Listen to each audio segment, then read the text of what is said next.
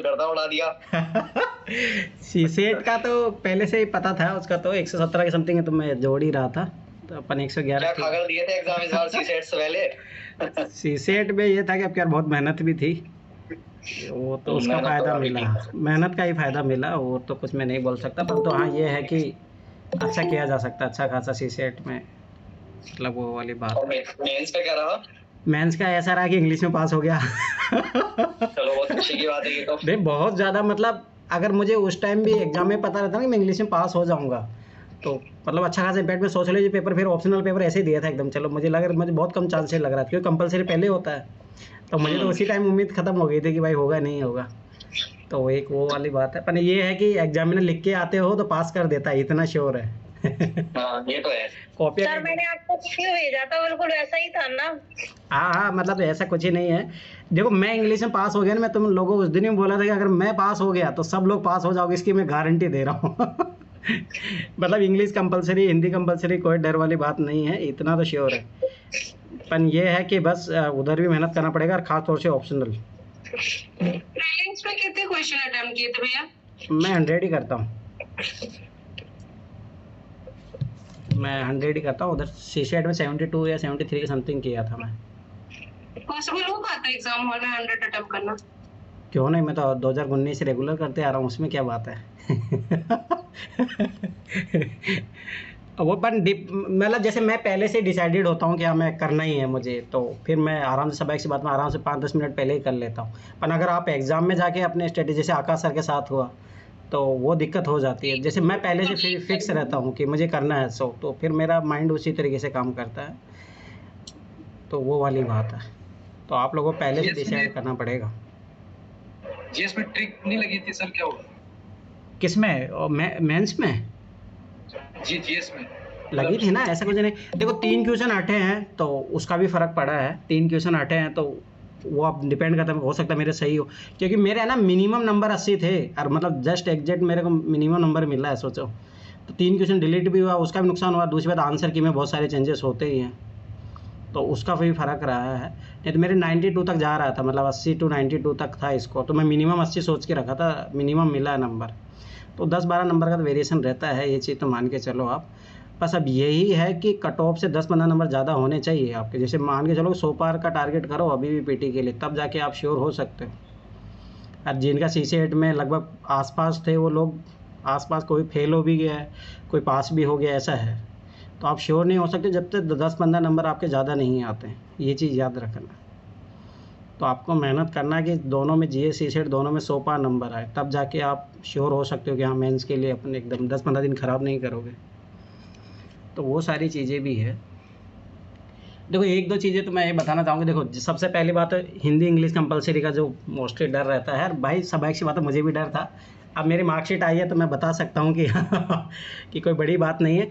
तो सबसे बड़ी बात जो मुझे भी लग रहा था, जैसे अब की बारी से टाइम में मुझे लग रहा था कि भाई पीटी निकलेगा तो भाई सबसे पहले 10-15 दिन इंग्लिश में काम करना पड़ेगा, पर वो कुछ ही नहीं है, ठीक है। पहली बात तो वो एकदम ख़त्म कर दो, ठीक है, क्योंकि मैं इंग्लिश में कुछ भी काम नहीं किया था, हकीकत बता रहा हूँ।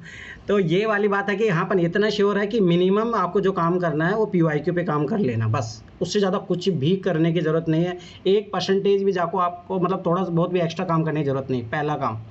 तो सबसे बड़ी बात जो पिछली बार, मतलब हिंदी मीडियम के बच्चों को रहता है दिक्कत कि भाई इंग्लिश में पास नहीं होंगे तो क्या होगा, या हिंदी में, जैसे मेरे को कोई डरा रहा था कि भाई तुम, मैंने क्या ना वो ट्रांसलेशन छोड़ के आया था हिंदी कंपलसरी में, तो ऐसा कुछ ही नहीं होता है, मेरे उधर 110 के समथिंग नंबर है, तो वो भी कोई फ़र्क नहीं पड़ता है, तो ये चीज़ भी याद रखना, ठीक है। तो सबसे पहली बात तो हिंदी कंपलसरी और इंग्लिश कंपलसरी में यही है कि पीवाईक्यू कर लो, ठीक है। 2013 से लेके 2024 तक है। मेरा मानना है जैसे 25 तारीख को एग्ज़ाम होगा तो 26 से लेकर 30 तारीख में निपटा लेना ये सब, ताकि बाद में नहीं, क्योंकि मुझे पता है क्या जो मेरी तैयारी को हैम्पर किया है तो सबसे ज़्यादा इंग्लिश कंपलसरी, क्योंकि मेरे को पहली बार कभी मेंस लिखा हूँ पहली बार, और कभी कोई आइडिया भी नहीं है, कोई हिंदी मीडियम में भाई कॉन्टैक्ट में हो। जैसे कोई मेंटर थी एक ओनली आईएएस में, पर वो एग्जैक्टली ये नहीं बता पा रही थी कि भाई तुम पास हो जाओगे अगर थोड़ा बहुत पैसे कंप्लीट करके आओगे पेपर, पर मैं अब ये दावे के साथ बता सकता हूँ, क्योंकि तो ये चीज़ है। तो पहली बात तो आप वो 5 दिन में आप वो डर खत्म कर सकते हो। मतलब मैंने क्या हुआ कि 60-70 दिन खराब कर दिए थे लास्ट ईयर, मतलब क्योंकि मुझे आखिरी तक डर था, मैं बता रहा हूँ, मैं जब जिस दिन एग्जाम दिया था उस दिन भी डर था मेरे को, मैं पास होऊंगा नहीं होऊंगा। तो सबसे बड़ा एक तो ये कि ये हैम्पर किया मेरी मेंस की तैयारी को। तो मेरा मानना है कि 5 दिन में आप सबसे पहले ऐसे ट्राई करना कि 2021 से लेके 24 तक के जो है इंग्लिश कंपलसरी और हिंदी कंपलसरी वही कर लेना। उसके बाद में फिर धीरे धीरे जैसे आपके पास टाइम मिलेगा बीच बीच में थोड़ा बहुत अपने आप को, तो बीच बीच में कर लेना। उसके अलावा कुछ भी नहीं करना, हिंदी और इंग्लिश कंपलसरी में, सबसे पहली बात। अब बात आती है दूसरी ऐसे की। अब देखो मेरा ऐसे पहले से सही रहा है, मतलब मैं स्टार्टिंग से जब देता था मेरे 140 तक भी ऐसे इसको जाता था जब मैं टेस्ट ही लिखता था। पर अभी ऐसा था कि मेंस मेंटरशिप दृष्टि में मैं दे रहा था तो मेरे को 70 नंबर भी दे देते थे। तो ये कोचिंग के चक्करों में नहीं पढ़ना है, साफ सीधी सी बात है। मुझे इतना पता था कि मेरा 100 पर आ जाएंगे। और अब की बार ऐसा है कि ऐसे में मतलब ज़्यादा मार्क्स नहीं है, मतलब मेरे 105 है तो मतलब टॉपर से भी ज़्यादा है, मतलब बहुत सारे टॉपर से तो ज़्यादा है 105, क्योंकि बहुत सारे टॉपर के 90 है, ऐसे है। ठीक है, तो ये चीज़ याद रखना कि ऐसे में अच्छा खासा इसको जो मेरे नोट्स है ऐसे के, वो भाई मैंने लगभग पूरा, मतलब ये मान के चल मैंने ऐसे और ऑप्शनल ही पढ़ा था, मतलब कि GS 1 2 3 4 तो पढ़ा भी नहीं था मैंने। तो अब ये है कि 105 आ गए, मुझे पता है कि अच्छा खासा नंबर और लाए जा सकते हैं। तो ऐसे में अच्छा खासा है, मेरी क्लासेस देख लेना। दूसरे मेरे नोट्स है वो बहुत इंपॉर्टेंट है ऐसे के लिए, उसमें मेरी पूरी मेहनत है। आप उसको रिकॉल कर लोगे, अगर उसका यूटिलाइज़ कर लिया आपने, ऐसे में अच्छे खासे नंबर आ जाएंगे। मुझे इतना था कि ऐसे में तो आ ही जाएंगे। फिर बात आती है GS 1 की। अगर मैं बताऊं GS 1 में ऐसा था कि मुझे ज्योग्राफी के क्वेश्चन मैं बिल्कुल भी नहीं पढ़ के गया था, ज्योग्राफी के क्वेश्चन कुछ भी नहीं यार। वो 2-3 क्वेश्चन तो उसने एकदम आउट ऑफ बॉक्स भी पूछा था तो उसका कुछ भी नहीं बोल सकते। दूसरी बात ये है कि जैसे मेरे 70 नंबर आए, 69 नंबर आए हैं, तो मेरा ये मानना है कि आप ज्योग्राफी के क्वेश्चन जो है वो टैकल करना है। ठीक है, और इंडियन सोसाइटी के मेरे नोट्स पढ़ लेना, उसके बाहर कुछ भी नहीं है। ठीक है, उसके बाहर कुछ भी नहीं है। और मेरे जो नंबर 70 नंबर आए हैं वो इंडियन सोसाइटी के कारण ही आए। ठीक है, दूसरा बात जो मेरा जो कम हुआ है उसमें आर्ट एंड कल्चर के कारण हुआ है। आर्ट एंड कल्चर में बिल्कुल पढ़ के भी नहीं गया था और कोई पढ़ाता भी नहीं है, पर थोड़ा उस पर PYQ पे काम कर लोगे तो हो जाएगा। तो ये 2 पोर्शन है जो आराम से मुझे 100 नंबर तक लेके जा सकते थे, तो ये मेरा कम ही रहा है। मतलब वो सीधी सी बात, वो दिख भी रहा, 30 नंबर का है, क्योंकि 100 से ज़्यादा किसी के मिलते भी नहीं है। GS 1 में बहुत कम चांसेस होते हैं, तो 30 नंबर आराम से बढ़ सकते थे, इधर आराम से बढ़, मुझे पता है क्योंकि लगभग 50-60 नंबर के क्वेश्चन मैं ऐसे ही करके आया था, मतलब कंप्लीट किया था बस, और कुछ ही नहीं। तो वो आराम से बढ़ सकते हैं, उधर कोई दिक्कत नहीं। GS 2 में 90 दिया, तो GS 2 में 90 आने का ये कारण है कि उसने सभी को हाईएस्ट दिया है वो पिछले साल की तरह ही GS में अब क्या सबके नंबर बढ़ाया GS 2 में। तो मेरे 90 नंबर, तो उसमें ऐसा कुछ ही नहीं है, थोड़ा बहुत और काम कर सकते हो तो हो जाएगा उसमें, मतलब 100 नंबर। मेरा मानना है कि GS 1 2 3 में 100 का नंबर का एवरेज ले लोगे ना आप, तो आराम से अच्छी खासी रैंक आ जाएगी। और ज़्यादा मत सोचो उधर, क्योंकि उधर 10-10 नंबर बढ़ाने के लिए बहुत मेहनत करना पड़ता है, तो वो मत करो, वो भगवान भरोसे होता है। पर ये है कि आप 100 नंबर के लिए ट्राई करो। तो GS 2 में मैंने ऐसा कुछ भी नहीं पढ़ा था बस ये है कि PYQ कर लेना, पर थोड़ा थोड़ा कुछ को नोट्स मैं दे दूंगा आपके और मेंस के लिए, मेरे जो नोट्स है वो हो जाएगा उससे। ठीक है, और कुछ नोट्स मैंने आप लोगों को दिए भी है, उससे कर लेना। उसके अलावा मैं फिर 12 बता रहा हूँ, मैंने कोई करंट अफेयर नहीं पढ़ा था मेंस के लिए।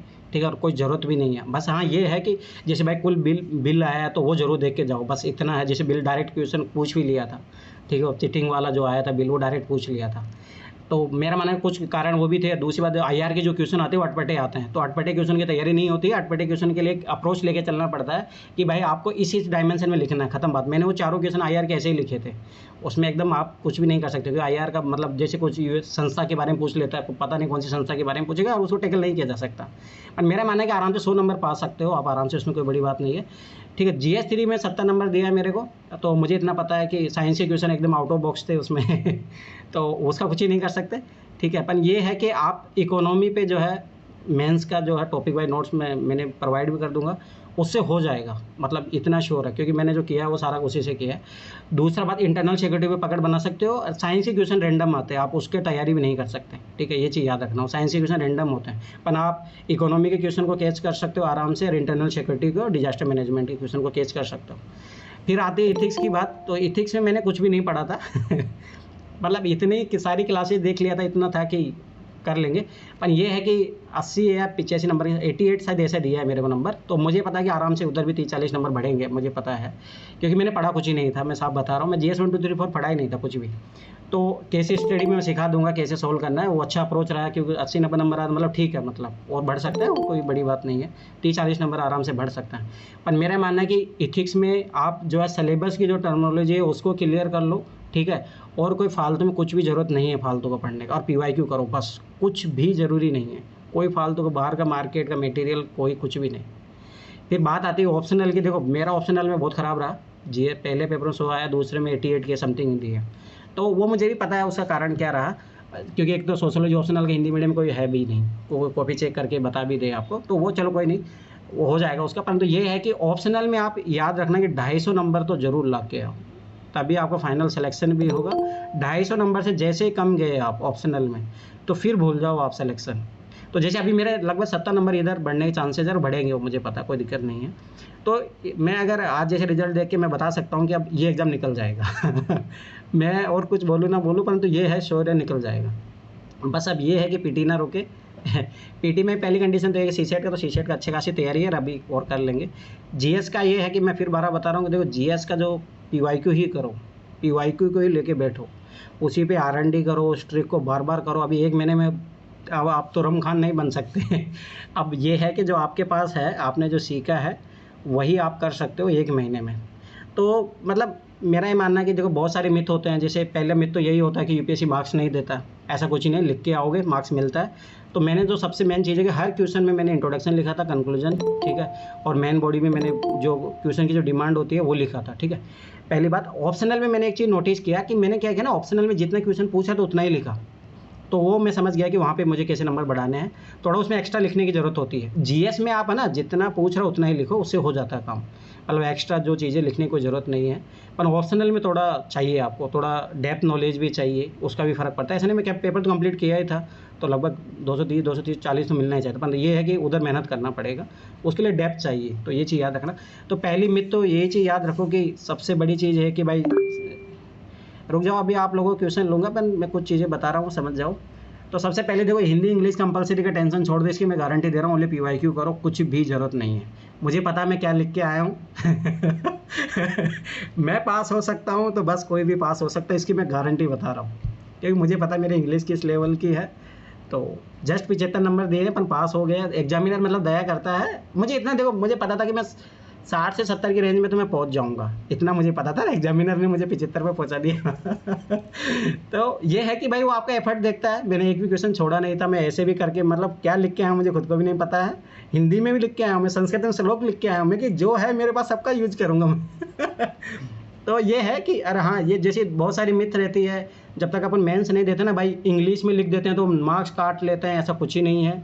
अगर आप ऐसे में भी, जैसे इंग्लिश कंपलसरी में, ऐसे में अगर आप संस्कृत में श्लोक लिखते हो कोई दिक्कत नहीं है, ठीक है। मैं लिख के आया हूँ 3 4 लिख के आया हूँ ठीक है। तो पहली बात ये, दूसरी बात, आप अगर इंग्लिश में टर्मिनोलॉजी लिखते हो जीएस में कोई दिक्कत नहीं है। तो ये सब फालतू की मिथ होती है, बाहर कोचिंग मार्केट में सब ऐसा कुछ नहीं है, आप हिंदी की टर्मिनोलॉजी लिखो, ये सब फालतू की बातें हैं। बस हाँ ये है कि जैसे क्वेश्चन इंट्रोडक्शन आप जरूर लिखिए, मेन बॉडी का क्वेश्चन की जो डिमांड है उसको फुलफिल कीजिए, और कंक्लूजन लिखिए, मार्क्स मिलेंगे। कंटेंट ये रहता है कि कंटेंट पे आपने कितना काम किया, वो एक अलग बात है। पर ये है कि ये बेसिक है, जैसे मुझे नंबर मिले ना, मुझे पता है, मैंने जोड़ लिया था मैं, और मैं हमेशा ऐसे 10 12 बोर्ड में मैं आके मतलब नंबर जोड़ लेता था, और उतने नंबर मुझे मिले हैं।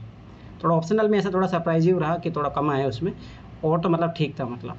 तो ये है कि देखो, ऐसा नहीं है यूपीएससी एकदम भाई आपके साथ एकदम वो करता है, भेदभाव करता है, ऐसा कुछ भी नहीं है। आप लिख के आओगे तो नंबर मिलेगा, नहीं लिख के आओगे तो नंबर नहीं मिलेगा, सीधी सी बात ये है। आप किसी को जो क्वेश्चन पूछना हो पूछो फटाफट। कितने नंबर और चाहिए थे आपको सर इंटरव्यू को? नहीं वो तो 70 लगभग 70 80 नंबर कम पड़े, तो वो कोई मुझे टेंशन, पर ये है कि अब निकाल देंगे एग्ज़ाम, ये तो श्योर है। बस अब पीटी निकले अब हो जाएगा, अब इतना बस, क्योंकि मुझे पता नहीं मैंने कितनी मेहनत की है और कितनी मेहनत में कितने नंबर आए हैं, तो कितना और मेहनत करना पड़ेगा, कितने हो जाएंगे, इतना मुझे पता, मैं आराम से बढ़ा लूँगा, वो हो जाएगा। पर हाँ ये कि ऑप्शनल के कारण एंट्री कॉल नहीं आया, नहीं तो एंट्री कॉल तो आ जाता है, ये तो श्योर है। जीएस में तो इतना एवरेज रहता है। हाँ थोड़ा इथिक्स में मुझे अपेक्षा थी कि मैं 100 तक पहुँचूंगा, थोड़ा उसमें 10-12 नंबर कम पड़ रहे, और ऑप्शनल में मैं सोच के चला था, मैं ज़्यादा भी सोच 230 40 सोचा था, तो इतने नंबर आ जाते तो इंटरव्यू कॉल आ जाता, तो मतलब उतना तो फर्क रहता है, क्या ही करोगे। मैं मेंस के टाइम पे मैसेज कर रहा था कि पढ़ लो थोड़ा और, मैसेज कर रहा था मैं कि पढ़ लो थोड़ा और, चल के मतलब पढ़ने का ऐसा लगा, एक तो डिस्टर्बेंस हो गया यहाँ पे, जैसे दृष्टि इधर उधर गई ना, वो 10-15 दिन वहाँ खराब हो गए, वो सबसे एक मेंटली रहा घर में, वो थोड़ा बहुत ज़्यादा दिक्कत हुआ। नहीं तो तैयारी अच्छी चल रही थी और वो एकदम रिदम पकड़ लिया था, पर वो जैसे 10-15 दिन एकदम ख़राब हो गए। फिर दृष्टि मतलब मुखर्जी नगर हो गई, फिर पैदल आना जाना, फिर वो तैयारी का फिर सिस्टम बैठा नहीं। फिर सबसे बड़ा कारण वो कहाँ है, रिद्धि, जिसके कारण मुझे बहुत मेंटली डिस्टर्बेंस हुआ, हकीकत में बता रहा हूँ। मतलब क्या ही करोगे अब, जब खुद ईमानदार होने के बावजूद कोई लोग धोखा दे जाते हैं ना, तो बहुत बुरा लगता है, सीधी सी बात है। वो मतलब उस टाइम में मेंटली उसी में उलझा रहा, मतलब उसने इतना गेम खेला ना कि आज आ रहा है लैपटॉप, कल आ रहा है। अगर मना भी कर देते ना मुझे कोई दिक्कत नहीं, जैसे आज भी नहीं भेजा तो नहीं भेजा, पर वो नहीं तो मना कर पाए, नहीं कुछ है, तो वो एक पूरा 2-3 महीने खराब हुए उसके कारण। पर ये है कि किया जा सकता है अच्छा खासा और ये मेंस के टाइप पे आप कितने घंटे पढ़ रहे थे? कुछ नहीं पढ़ता था मैं, अभी भी जैसे मस्त रहता हूँ वैसे इसीलिए तो मैं बोल रहा हूँ। और मैं ऐसा भी, मैं अभी भी मैं बता देता हूँ आप लोगों को कि मैं अभी भी मैं 4-5 घंटे पढ़ के इस एग्ज़ाम को निकाल दूंगा, इतना क्यों हो रहा है। मुझे ज़्यादा पढ़ने की ज़रूरत नहीं है और वो किसी को ज़रूरत नहीं है, बस आप ये समझ जाओ कि। पर हाँ ये है कि भाई कमांड भी होनी चाहिए। अब जैसे मेरी कमांड है, मैंने PYQ पे भी, ऐसा नहीं है PYQ भी पढ़ कर गया। आंसर राइटिंग मैंने बहुत 3-3, 4-4 हज़ार आंसर मैंने दृष्टि में लिखा, ओजांक में मैं काम कर रहा था, तो ऐसा भी नहीं है, उसके पीछे बहुत सालों की मेहनत भी है। पर हाँ ये है कि ऐसा कुछ ही नहीं 10-15 घंटे पढ़ोगे, ऐसा कुछ ही नहीं है, कमांड होनी चाहिए, तो वो कोई जरूरी कम से कम 2024 से पहले भी आपने मेंस उनका प्रैक्टिस तो किया ही होगा। नहीं। मैं वो 2019 में मैंने टेस्ट सीरीज लिखा था, उसके बाद में फिर 2022 में लिखा था एक बार टेस्ट सीरीज, उसके बाद में कभी नहीं, वो कोई इशू नहीं। पर हाँ ये है कि मतलब मैं इतना गारंटी बता रहा हूँ कि देखो मैं एक एवरेज स्टूडेंट हूँ और आप भी लोग एवरेज ही हो, तो कर सकते हो, ये कोई मतलब बड़ी बात नहीं है। और मुझे इतना भरोसा, मैं कर लूँगा, अब इतना भरोसा है, बस कर लूँगा, पीटी निकल जाए पीटी में भी ये है कि सीसेट हो ही जाएगा, बस अभी आखिरी के 15-20 दिन कर लेंगे। और बस ये है कि GS का जो है थोड़ा बहुत काम करना पड़ेगा। GS में थोड़ा कम हुए हैं अब की बार मार्क्स मेरे, नहीं तो मेरा हर बार EWS की कटो पार हुई है, तो थोड़ा क्या कम हुए हैं, तो थोड़ा वो कारण भी एक बेसिक क्वेश्चन गलत हो गए थे, पढ़ के नहीं गया था कुछ अब भाई कुछ नहीं पढ़ के जाओगे, वो जब नगर पालिका वाला क्वेश्चन गलत हुआ तो वो फिर गलत होंगे तो फिर क्या ही करोगे। तो बेसिक क्वेश्चन गलत हुए, और वो संताली जो मैथिली वो भाषा आई थी वो गलत हुआ, तो वो मेरे कोर एरिया है, मैंने हाईलाइट करके भी रखा है, तो वो क्वेश्चन गलत हुए, तो इसीलिए, नहीं तो नंबर तो बढ़ते, कोई इशू नहीं है। पर हाँ ये कि थोड़ा बहुत पढ़ना पड़ेगा थोड़ा बहुत तो पढ़ना पड़ेगा, ऐसा नहीं होगा। पर हाँ ये है कि देखो मैं फिर बार बता रहा हूँ कि आराम से निकाल सकते हो इस एग्ज़ाम को, इंग्लिश कंपलसरी, ये सब डर नहीं। पर हाँ ऑप्शनल में थोड़ा एक्स्ट्रा चाहिए, मतलब ऑप्शनल में अच्छी खासी डेप्थ चाहिए, उसके बिना नहीं होगा। नहीं तो देखो मेरे 180-90 नंबर आए, वो एवरेज नंबर है, वो बिना पढ़े इतने आ सकते हैं, इससे ज़्यादा नहीं आएंगे, उस पढ़ना ही पड़ेगा उसके लिए, पढ़ना इन द 250 तो मिनिमम आनी चाहिए उसमें। हाँ ऐसा तो नहीं कि ना होगा ही नहीं, किसी चांस पे नहीं होगा। तो क्या हो गया अमित? ऐसा तो नहीं कि सोशियोलॉजी ऑप्शनल वाले का किन्हीं का ज्यादा नहीं, वो फर्क नहीं है, वो मुझे पता है ना मैं क्या लिख के आया हूँ, वो ऐसा कुछ ही नहीं है, ये सब फालतू की बातें हैं। और ये भी याद रख लो कि भाई इंग्लिश मीडियम वालों को नंबर मिलता है, हिंदी मीडियम वालों को, ये सब फालतू की बकवास है, ये भी याद रख लो, ये सब फालतू की बकवास। क्योंकि मुझे ना, मैं जितना सोचा था उतने नंबर मुझे मिले हैं, GS 1 में, 2 में, 3 में, और भी थोड़ा आशा थी पर कोई नहीं। परंतु ये है कि मतलब रहता है, तो इतना ये टेंशन मत लो कि भाई नंबर मिलते ही नहीं हिंदी मीडियम में, ये सब फालतू की बात है। सर GS 4 में क्या स्कोर था आपका? 88 के समथिंग है मेरा, तो वो सही है, मुझे पता है, मैं कोई बिल्कुल बिना पढ़े किया था, कोई भी मतलब आप समझोगे नहीं मेरी तैयारी किस लेवल पे थी, और मतलब मैं क्या किया हूँ और मैं क्या कर सकता हूँ, ये मुझे पता लग गया। बस अब ये है कि मुझे मेरी कैपेबिलिटी क्या है, मैं कर सकता हूँ, पर ये है कि आराम से किया जा सकता है इस एग्ज़ाम को, इतना कोई बड़ी बात नहीं है। 86 है मेरी इथिक्स में, और मुझे पता है कि मैं आराम से 120-130 ले आऊँगा, मेरी इथिक्स इतनी अच्छी खासी है, ये तो बिना पढ़े हैं, मतलब मैं लिख के आया हूँ बस कंप्लीट करके तो मुझे पता मैं कर लूँगा, 86 है तो मतलब ठीक है वो, तो वो वाली बात है। तो मेरा ये मानना है देखो इथिक्स में भी कोई ज़रूरी नहीं है, बाहर का कोई मटेरियल मत पढ़ो, ओनली बस सिलेबस जो है टर्मोलॉजी उसको समझ लो, एग्जाम्पल गेन कर लो, अपने पास एग्जाम्पल रखो, हर चीज़ के 3-3, 4-4 एग्जाम्पल रखो, बस कुछ भी नहीं करना है, कुछ भी नहीं करना चाहिए। मतलब ज़्यादा पढ़ने की ज़रूरत नहीं है, मैं फिर बार बता रहा हूँ, ज़्यादा पढ़ोगे ज्ञानी बनोगे, कोई ज़रूरत नहीं है इस एग्ज़ाम में, बस ये है कि एग्ज़ाम के अकॉर्डिंग सटीक नॉलेज होना चाहिए आपके पास। ऐसे में सर, ऐसे में 105 है मेरे, मैं गारंटी साथ बता रहा हूँ, मेरी जो नोट्स मेरे पढ़ लो, वो बहुत मेहनत किया भाई उसमें मैंने, वो पढ़ लेना, वो बहुत मेहनत है उसमें। ऐसे में मुझे पता है कि मतलब आराम से 130-140 नंबर पहुंच जाएंगे, क्योंकि 105 नंबर मतलब ये उस कंडीशन में था कि मैं 3-4 ऐसे ही लिखा था मेंस के टाइम में, पर उससे पहले मैंने लिखे हुए थे बहुत सारे, पर तो ये है कि हो जाएगा। पर ये है कि देखो थोड़ा गाइडेंस का भी फ़र्क पड़ता है कि यहाँ पे है ना कोई लोग मतलब मेंटर, मतलब दृष्टि का मतलब मैं साफ बता रहा हूँ, रिकॉर्डिंग तो हो रही है पर मैं साफ बता रहा हूँ, कोई ज़रूरत नहीं है। मतलब ये ज़रूर बस उससे ज़रूर मिलो जो मतलब कहते हो, अगर आपका फ्रेंड सर्किल हो जो तैयारी कर रहे हैं, वो ज़्यादा बेस्ट गाइड कर सकते हैं, ये चीज़ याद रख लेना। मतलब जो तैयारी प्रोसेस में, जैसे मैं आप लोगों सर है आपके साथ, उनसे ज़्यादा आपको बेनिफिट मिल सकता है, ना कि फालतू के चक्रों मत पड़ना उनसे लोगों, सही बता रहा हूँ। मतलब वो ना आपको अपडेटेशन नहीं बताएंगे भाई आपको क्या करना है, ये नहीं बताएंगे, बस ये बता देंगे भाई कमियाँ हैं। भाई कमियाँ तो कोई भी निकाल सकता है, भाई मुझे ये बताओ ना मैं कैसे इम्प्रूवमेंट करूँ कमियाँ तो कोई भी बता दे। हाँ बोलो। ये जो 5-10 क्वेश्चन रुक रहे हैं ये कैसे बनेंगे? कौन सा?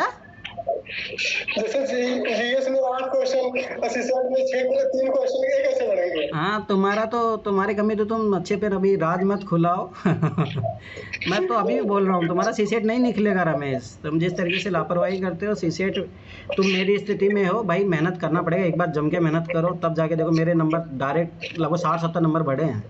अरे सर, 30 पहले अटेम्प्ट में 29 नंबर से 59 नंबर गया है। अब यही 5-6 नंबर अब कैसे बढ़ेंगे? अब लग रहा है यही 6 नंबर अब आखिरी टाइम याद आती है जब मैं जनवरी से मैं पढ़ा रहा था, अब की बार सीसेट में कि पढ़ लो सीसेट पढ़ लो। मैंने अब क्या तो एनसीईआरटी सारी पढ़ाई, अब याद आती है आखिरी टाइम में। मैंने भी अपनी मिस्टेक बताई थी उसमें ग्रुप में, उसमें यही बोला था कि लास्ट टाइम में मेरा जो है, मैं बीमार हो गया था 1 महीने पहले, जस्ट एग्जाम से पहले, और पूरे महीने वायरल रहा मुझे। तो उसमें पूरा टाइम जो मेरा क्लैश हुआ जीएस और सीसेट का आपस में। तो पूरा जीएस में कम से कम 10 से 15 मार्क्स का फर्क पड़ गया होगा मेरे, और सीसेट तो आधा वो भी बेकार हो गया था, रिवाइज ही नहीं कर पाया था लास्ट टाइम में। तो इसीलिए जनवरी से लेके आपको मार्च तक के बीच में खत्म कर देना था सीसेट। वो लास्ट में क्लैश नहीं होना चाहिए, लास्ट में कोर फोकस जो है वो जीएस पे रहना चाहिए। अभी आखिरी टाइम में बस आप ये कर सकते हो, अगर अभी भी किसी को सीसेट में, तो सीसेट सबसे पहली जो चीज़ आपको करना है, सबसे पहले कंप्रेंशन पे कमांड करो। सबसे पहली चीज़ कंप्रेंशन में है, और अभी मैं क्लास लेने वाला भी हूँ, और मुझे भरोसा है मैं अच्छा खासा, मेरा क्या अच्छा खासा सही हुए मतलब। और मैं गारंटी साथ बता रहा हूँ, आराम से 20+ सही कर सकते हो आराम से, और अभी आराम से, उसमें ज़्यादा टाइम भी नहीं लगेगा। फिर उसके बाद में सबसे पहला ध्यान दो नंबर सिस्टम पे। नंबर सिस्टम से 15-20 क्वेश्चन आते हैं। नंबर सिस्टम सबसे मेन इंपॉर्टेंट है। तो ये कुछ जो चीज़ मैंने इंपॉर्टेंट हो भी बताए भी, नंबर सिस्टम हो गया, एलसीएम एचसीएफ, एवरेज हो गया, रेशियो हो गया, परसेंटेज हो गया, ये टॉपिक है जो 30-35 क्वेश्चन तो यहीं से आते हैं। उसके बाद में रीजनिंग के भी कुछ टॉपिक है जो हमेशा आएंगे क्वेश्चन, देख लेना कि यार कैलेंडर से 2 क्वेश्चन आएंगे, वास से 1-2 क्वेश्चन जरूर मिलेगा आपको, क्यूब से उधर से एक आध आता है, जो उधर सीक्वेंस वाला हो गया। तो वो कुछ जो चैप्टर है जो आपको पढ़ के जाओ भाई, आप यूपीएससी हमेशा आपको दे रहा है, इससे ज़्यादा और क्या हिंट देगा आपको? और कोई ऑप्शन है ही नहीं। सीसेट में तो आपको पढ़ना ही पड़ेगा। जीएस में जो सर 5-6 क्वेश्चन पीवाईक्यू करो, तुम्हारा हो जाएगा। पीवाईक्यू करो, तो लापरवाही करते हो इसीलिए। वो 5-6 क्वेश्चनों का अगर मतलब जिसका मतलब कि 5 क्वेश्चन या 10 क्वेश्चन के भी अटक रहा है, उसका मतलब है पीवाईक्यू उसने अच्छे से नहीं किए। पीवाईक्यू से निकलेगा वो, बोले पीवाईक्यू पे थोड़ा अच्छे से काम करो, हो जाएगा। देखो अभी ये सोचोगे कि हम कंटेंट पढ़ ले, उससे नहीं होने वाला। ये भूल जाओ, कंटेंट पढ़ने का टाइम गया भी। अब ये है कि पीवाईक्यू कर लो, और मेरी जो क्लासेज है उनको बार बार देखो, फ़ायदा मिलेगा। मैं फिर बार बता रहा हूँ सर, वो जो 6 क्वेश्चन आपको नहीं बता रहा था, पेपर दिखा रहा था कि एक क्वेश्चन में बदल दिया था ऑप्शन बाद में, वही क्वेश्चन मुझे लग रहा है कि पीटी फेल करने का वही काम है। जो 6 क्वेश्चन में बदला था, आपको दिखा नहीं था कि पेपर में एक क्वेश्चन में ऑप्शन करते वक्त बदल दिया था। तो वही गलती है ना, ये गलतियाँ इसीलिए तो होती है ना, जब आप प्रैक्टिस नहीं करोगे, ये सब सारी चीज़ें इसीलिए है। देखो अभी मैं बता रहा हूँ, देखो लास्ट अभी लगभग 20-25 दिन है, तो सबसे पहले जो आपने पढ़ा है उसी को पढ़ो, ठीक है। बाहर की नई चीज़ कुछ भी नहीं पढ़ना, कोई करंट अफेयर कोई ज़रूरत नहीं छूने की, ठीक है। सबसे पहली चीज़ ये है कि ये चीज़ याद रखो, जैसे एनसीईआरटी ज्योग्राफी वो कर लो है अच्छे तरीके से, 15-20 क्वेश्चन वहाँ से आने ही है। लक्ष्मीकांत के मैंने इंपॉर्टेंट चैप्टर बताए हैं, वो कर ही लो, ठीक है। हिस्ट्री में ज़्यादा कुछ ही मत करो, 6ठी 7वीं 8वीं की एनसीईआरटी पढ़ लो। 12 की पढ़ना तो पढ़ो, मत पढ़ोगे तब भी काम चल जाएगा, कोई ज़रूरत नहीं। पर 6ठी 7वीं 8वीं जरूर पढ़ के जाओ, 3-4 क्वेश्चन वहीं से आ जाते हैं। मैप वाली पीडीएफ मैंने बना के भेजी थी, 2-3 क्वेश्चन वहाँ से आ जाते हैं हिस्ट्री में। अब जो ट्रिक से हो जाएगा, ज़्यादा मत पढ़ो, उसके पीछे मत पढ़ो। पॉलिटी में आप गेन कर सकते हो, ज्योग्राफी में आराम से इजीली गेन कर सकते हो। इन्वायरमेंट इकोलॉजी 4-5 क्वेश्चन जो बेसिक जो 5-6 चैप्टर है वहाँ से आते ही है हमेशा, वो कर लो। साइंस का कोई ज़रूरत नहीं कुछ भी करने की। साइंस में ये है कि ट्रिक लगाना अच्छे से सीख लेना, ट्रिक से हो जाते हैं क्वेश्चन, पर ये है कि थोड़ा अच्छे से लगाना आना चाहिए साइंस से क्वेश्चन। इकोनॉमी थोड़ा पढ़ लो, बिना इकोनॉमी बिना पढ़े नहीं होगा। पर हाँ, करंट अफेयर पीछे मत पढ़ना, बेसिक कॉन्सेप्ट क्लियर कर लो, फिर कुछ जो ट्रिक लग जाती है आराम से हो जाता है। पर बेसिक क्वेश्चन गलत नहीं होने चाहिए इकोनॉमी के, तो थोड़ा बहुत वो पढ़ लो, और वो ज़्यादा पढ़ने की जरूरत नहीं है। पूरे जीएस का यही है, मतलब अगर आपके बेसिक क्वेश्चन गलत नहीं है ना, आपका प्रीलिम्स नहीं रुकेगा। हाँ ये श्योर, गारंटी है ये श्योर है। बेसिक क्वेश्चन गलत नहीं होने चाहिए। अगर बेसिक आ रहे हैं जो सब सही कर रहे हैं ना, अगर आपने वो गलत किए तो आप गेम से बाहर हो, अदरवाइज प्रीलिम्स क्लियर है आपका, कोई नहीं रोक सकता। बस ये है कि सीसेट में लापरवाही मत करना। और कट ऑफ मैं फिर बता रहा हूँ 90 से बिलो ही रहेगी, 90 से बिलो ही रहेगी। सोचो अब की बार तो लग रहा था कि 100 पार जा रही है, कोई 110 120 बार, विजन वाले भी 100 पार बता रहे थे। तो मतलब मेरा भी समझो। एक्सपेक्टेशन था 95 का। तो नहीं, मैंने एग्जैक्ट इन्फॉर्मेशन बता दिया था कि भाई ज़्यादा जनरल कट ऑफ जाएगी तो 87 से लेके 90 के बीच में, 92 से इसके बीच में रहेगी, क्योंकि मैं कंपैरिजन कर लेता 2021 के पेपर से उससे, तो और वही रहा कट ऑफ, सब कुछ वही कट ऑफ रहा। तो मेरा अभी मानना है कि इतने सालों के, क्योंकि पेपर का जो लेवल है और सीसेट से है ना बच्चों को खोप है अभी लोग उससे बाहर निकल ही नहीं पा रहे। आज ही मैंने बहुत सारी मार्कशीट देखी, उसमें बच्चों के जीएस में 110 120 नंबर है, पर सीसेट में वही है 50 55 वहीं पे अटके हुए हैं। तो सीसेट बहुत इंपॉर्टेंट है, फैक्टर है अभी। हाँ बोलो युवराज, क्या बोल रहे हो? सर आपसे पढ़ा हुआ मैं आने के लिए कुछ। अच्छा, ये आकाश सर से पढ़े हो क्या आप? हाँ, आकाश सर पढ़ाते थे, अनअकैडमी में पढ़ाए हैं, तो सोचा आपके पास बेस्ट है, जो आपके पास गाइडेंस करने वाले से ज़्यादा और क्या चाहिए। पर आप लोग है ना फ़ायदा नहीं उठाते, मतलब बहुत लाभ उठा के फेंकने का मन करता है इन लोगों को इतना समझा दो उसके बावजूद भी क्या ही करोगे। अभी जिनके पहले दूसरे तीसरे तक अटेम्प्ट होंगे ना वो बहुत रिलैक्स होंगे, जब पांचवा आता है ना हाँ, तो फिर पता बहुत लगता है। पता लगता है फिर। तो ज्यादा इस समय हल्के में मत लो, जब चौथा पांचवा आएगा बहुत मुश्किल काम हो जाएगा। आपसे बार पीडीएफ मांगता था, आपको याद हो तो पीडीएफ मांगता तो समय मैसेजेस बहुत सारे पड़े रहते थे उस समय। तो 2021 की बात है। 21 तो देखो मैं फिर बार बता रहा हूँ कि एवरेज सब लोग निकाल सकते हो। अब ये लापरवाही मत करो, पीटी निकाल लो। मैं फिर बता रहा हूँ, पीटी निकालने का फॉर्मूला आप लोगों के पास में है। बस ये है कि मेहनत करो थोड़ा बहुत और अच्छे से, जितना मेहनत कर सकते हो अभी मेहनत कर लो। ये 20-22 दिन बहुत इंपॉर्टेंट है, ज़िंदगी निकल जाएगी। देखो और एक बार मेंस लिखते हो कॉम्पिटिशन, मुझे मार्कशीट देखा, मुझे पहले यही डर था कि मैं फेल हूँ इंग्लिश में पर जैसे मैं देखा, चाहे कोई नंबर कितने दिए उससे मतलब नहीं है, पर मुझे इतना लग गया कि बस अब हो जाएगा। अगर अब पीटी निकलता अब नहीं रुकेगा, इतना मुझे पता है। थोड़ा बहुत और मेहनत करना हो जाएगा, वो कोई बड़ी बात नहीं है। तो किसी को कुछ और पूछना है? अब सबसे पहले तो मुझे सब लोग मार्कशीट भेजोगे, मैं क्लास कल तभी लूँगा, मैं पहले बता रहा हूँ, क्योंकि जब तक मुझे आप लोगों के बारे में आइडिया नहीं रहेगा। अब जैसे रमेश है, मैं अभी बता रहा हूँ, रमेश तुम्हारा कल्याण नहीं होगा अगर तुम सीसेट को अच्छे से करोगे नहीं। जीएस तो तुम्हारा निकल जाएगा, मैं फिर बता रहा हूँ।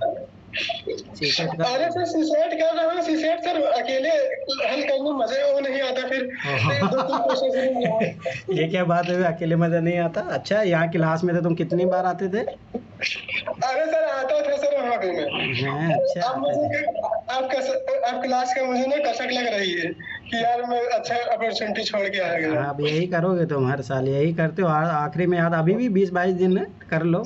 चलो, जिसके बारे में जिसके मार्कशीट देखा हूँ मैं अभी बता देता हूँ, सब लोग मार्कशीट भेजो। तो रमेश मैं फिर बता रहा हूँ, तो पीटी निकाल सकते हो और अच्छे खासे नंबरों से निकाल सकते हो। मैं पहले बता रहा हूँ, सीसेट कर लो, तुम्हारा सीसेट निकला तो हो जाएगा तुम्हारा, ठीक है। जीएस में क्लासेस देख लो मेरी, मैं गारंटी साथ बता रहा हूँ हो जाएगा। तुम्हारे पास नॉलेज है अच्छा खासा जीएस का, हो जाएगा। और थोड़ा बहुत जो इंपॉर्टेंट चैप्टर है रिवाइज कर लो, बेसिक थोड़ा पढ़ लो। अब तुम गधा मजदूरी करोगे, वही है कि क्या ही बोलूँ। पर फिर मैं बता रहा हूँ, अभी तुम्हारा जीएस निकल जाएगा, सीसेट में थोड़ा मेहनत कर लो, ठीक है। और शिवानी, मैं तुम्हारी मार्कशीट देखा तो ठीक है, मतलब कोई दिक्कत नहीं है। अभी तुम्हें वो चीज़ें पता भी नहीं थी, ठीक है, तो अच्छा खासा तुम स्कोर कर लोगे, हो जाएगा तुम्हारी, टेंशन मतलब बस ये लापरवाही मत करना 20-22 दिन। जीएस सीसेट में थोड़ा अच्छे से बराबरपन ये याद रखना कि जीएस सीसेट दोनों लेके चलना, ऐसे नहीं कि सीसेट नहीं, जीएस सीसेट दोनों लेके चलना पड़ेगा। पर ये हो जाएगा तुम्हारा, इतना मुझे श्योर है। बस ये है कि गलती मत कर देना एग्जाम में, ठीक है। ठीक है सर। और कौन मार्कशीट भेजा था मुझे? काजल मार्कशीट काहे नहीं भेजी मेरे को?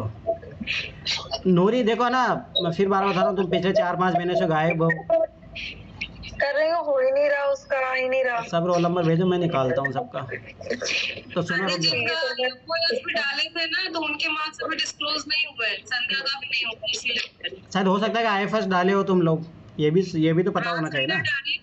डिस्क्लोज हो रहा है मार्क्स अभी। हाँ, तो आईएफएस जिन्होंने डाला है तो भाई अरे आईएफएस मत डाला करो, कोई मतलब नहीं होता, क्या ही करोगे उसमें। मैं तो थोड़ा तो सर जो आईएफएस डालते हैं तो उनका मतलब डबल पेपर होता है? अरे पेपर एक ही होता है, पीटी का मेंस अलग होता है उसका। वो थोड़ा टशन दिखाने के लिए डालते हैं, हाँ, जैसे कोई कि मतलब मतलब नहीं। फॉरेस्ट का भी क्लियर किए हैं। कोई मतलब नहीं है, मतलब खुद ही सोचो कि उसके लिए एक तो इंग्लिश में, वो हिंदी में पेपर होता ही नहीं है, पहली बात समझ लो। हिंदी में सब्जेक्ट उसके एकदम अलग हैं, ऑप्शनल पूरा अलग है, जूलॉजी वगैरह मतलब ही उसमें नहीं है। और ह्यूमैनिटी बैकग्राउंड वाले तो लेना ही नहीं चाहिए कोई मतलब ही नहीं है, उधर साइंस के सारे सब्जेक्ट है, वो कोई मतलब नहीं है। और इंग्लिश में होता सारा पेपर, पहले बता रहा हूँ, वो कोई हिंदी में होता ही नहीं है। हिंदी में क्वेश्चन पेपर भी नहीं आता उसका, मेंस का, क्या ही मतलब है फालतू में। मुझे भी बस 2020 से जब मेरा मैथ ऑप्शनल था तब तक मैंने भरा था, फिर उसके बाद मैंने नहीं भरा, फिर उसके बाद मैंने छोड़ दिया था, तो मतलब है नहीं। तो ह्यूमैनिटी वालों को भरना ही नहीं चाहिए, कोई मतलब ही नहीं है, वो आपके लिए है भी नहीं, तो ये चीज़ भी याद रखना। तो नूरी देखो, पहली बात मैं बता रहा हूँ, नूरी तुम 4-5 महीने से गायब हो, अभी भी पढ़ लो, अभी भी क्लासेस कर लो, ठीक है, अभी भी टाइम है। सीसेट में अभी कंप्रेशन क्लास लूँगा, वो डेली ज्वाइन करना। और रीजनिंग की अभी क्लासेस चल ही रही है, 2 ही क्लास हुआ है रीजनिंग का, वो करो। सीसेट निकलेगा तभी, तुम्हें तो बहुत मेहनत करनी है, सीसेट में मेहनत करना, जीएस में मेहनत करना। और अभी ये मत छोड़ो कि हम छोड़ दें, बहुत सारे लोगों का मेरे पास ये भी मैसेज आएगा, सर हम तैयारी छोड़ देते हैं। तो ऐसा कुछ नहीं, अभी आखिरी टाइम में सोचो कि तुम पिछले साल के रिजल्ट के अनुसार अभी डिसीजन ले रहे हो, ये क्या बात हुई भाई? आपने साल भर मेहनत किया, उस पर भरोसा कीजिए ना। ये क्या लॉजिक हुआ कि मेरे पिछले साल में इतने ख़राब नंबर आए हैं? मतलब बहुत लोगों के ख़राब रहा है, मतलब जिन्होंने मेरे को अभी तक मार्कशीट भेजा है, अपेक्षा के अनुरूप बस नगीना का सीसेट क्वालिफाई हुआ, पर मुझे उससे और ज़्यादा उम्मीद थी, परंतु रिजल्ट एकदम जस्ट नेगेटिव रहा। अब वो मुझे पेपर भेजे PDF बना के, मुझे तब पता लगे ना तुम लोग एग्जाम, हो सकता है एग्जाम में तुम गलती कर रहे हो, गोला भरने में गलती कर रहे हो, क्योंकि नगीना ने मेरे को बताया था कि 80 के समथिंग नंबर आ रहे हैं, एकदम जस्ट उल्टा हुआ है। तो इतना तो ख़राब नहीं होना चाहिए कि अगर 80 से एकदम तुम बहुत पीछे चले जाओ, आप चले जाओ एकदम, ऐसे तो नहीं हो सकता। ये तो फिर गलती है, तुम कहीं मार्कशीट में भरने में गलती की हो। गोले बाद में भरे थे क्या? अब वही ना, नगीना कहाँ पे है? नगीना है अभी यहाँ पे? नगीना बताइए, मुझे PDF बना के भेजो एक बार तो तुम्हारे पेपर का, मैं तभी जज करूँगा, मुझे अभी विश्वास नहीं हो रहा। मेरा दिमाग है ना बिल्कुल ब्लैंक है, मुझे नहीं वो मुझे भी समझ में आ रहा है कि 80 से एकदम जब हाफ हो जाना, ये कि मतलब ये बहुत बड़ी बात है, बहुत नहीं बहुत ज़्यादा बड़ी बात है। तो वो चीज़ तो मैं समझ रहा हूँ, ठीक है, वो चीज़ तो मैं समझ रहा हूँ। तो कोई नहीं, पर मेरे को ना PDF ज़रूर बना के भेजो कि पता लगे नहीं, क्योंकि तुमने तो साल भर मेहनत भी किया, क्योंकि मुझे तो पता है ना तुम्हारी मेहनत का। तो ऐसा तो हो ही नहीं सकता कि तो गलती कहीं ना कहीं गोला भरने में तो नहीं हुई, वो चीज़ हो सकती है। इसके आंसर की कब तक आ जाएगी? 10 तारीख तक 10 तारीख तक IFS का इंटरव्यू है, फिर उसके बाद में फाइनल रिजल्ट निकलेगा, 10-11 तारीख तक ही आएगा। 2 मई को है उसका लास्ट इंटरव्यू। मतलब सर पता है इस चीज को लेकर के ना बहुत नेगेटिव थॉट आ रहे हैं मेरे को, बार बार ऐसा लग रहा है कि एकदम धक्का सा होता है ना, वो चीज हो रही है। अरे ठीक है, पहली बात तो उस रिजल्ट के बिहाफ में, पर हाँ ये है कि भाई गलतियाँ जरूर आइडेंटिफाई करना सीखना चाहिए, वो ज़रूरी है। पर ये नहीं कि अपन भाई पिछले साल के रिजल्ट का भी क्या मतलब, अपने साल भर मेहनत किया। अब तुम टेंशन मतलब, मैं तुम्हारी मेहनत देखा हूँ, घबराइए मत। सीसेट निकला है, ये पॉजिटिव है, इस पॉजिटिव चीज़ को लेके आगे बढ़ो, ये चीज़ याद रखना। पर हाँ, कॉन्फिडेंस भी नहीं होना है। मुझे याद है 2021 में ऐसा हुआ था, जब फाइनल 1-2 दिन पहले रिजल्ट आया था 2022 के ना, तो क्या हुआ था कि जैसे मैं 81 नंबर आ गए थे मेरे उस टाइम, तो मैं एकदम खुश हो गया भाई, सीसेट पास हो गया तो बल्ले बल्ले है, क्योंकि उस टाइम चांसेस लग नहीं रहा था कि सीसेट हो जाएगा, क्योंकि फ्लक्चुएशन बहुत ज़्यादा होता है कोचिंग के आंसर की से। तो मैं पास हो गया, तो मैं उस टाइम क्या आखिरी 5-6 दिन छोड़ दिया फिर सीसेट पढ़ना, और वो सबसे बड़ी गलती रही मेरी। फिर देखो 2022 में GS में 93 नंबर और उधर फेल 56-57 नंबर आए थे। तो ये गलतियाँ अभी होती है, तो ये चीज़ याद रखना चाहिए, जिसका सीसेट हो गया है, नहीं हुआ है, सबको पढ़ना है। ऐसा मत सोचो मेरे 111 आए हैं तो मैं ऐसा नहीं है कि हाँ एकदम मैं तो बिंदास हो गया। मुझे भी भाई पढ़ना पड़ेगा, क्योंकि मुझे पता है भाई UPSC कब लात मार के भेज देगा। मतलब ये स्वाभाविक सी बात है, कोई श्योर नहीं है कि मैं अगले 2025 में मेरे इतने नंबर आ पाए, 80 भी आ पाए, कोई ज़रूरी नहीं है, मेहनत करना ही पड़ेगा।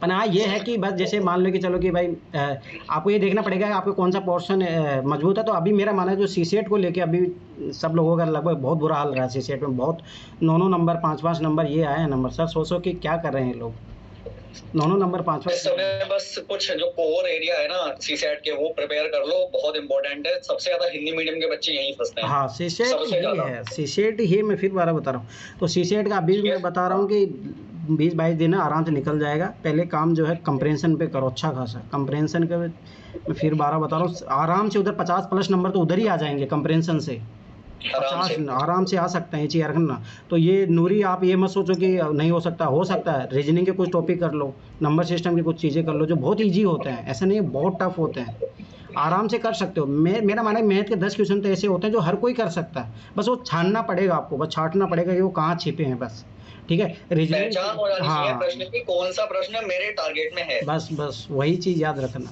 बस। तो मैं पर्सनली कल जिन्होंने मार्कशीट भेजा, मैं एक बार बात करूंगा सब लोगों से। मुझे पता है कि बहुत सारे लोगों को बहुत बुरा हाल रहा, बहुत बुरा, मतलब मैं सोचा भी नहीं था।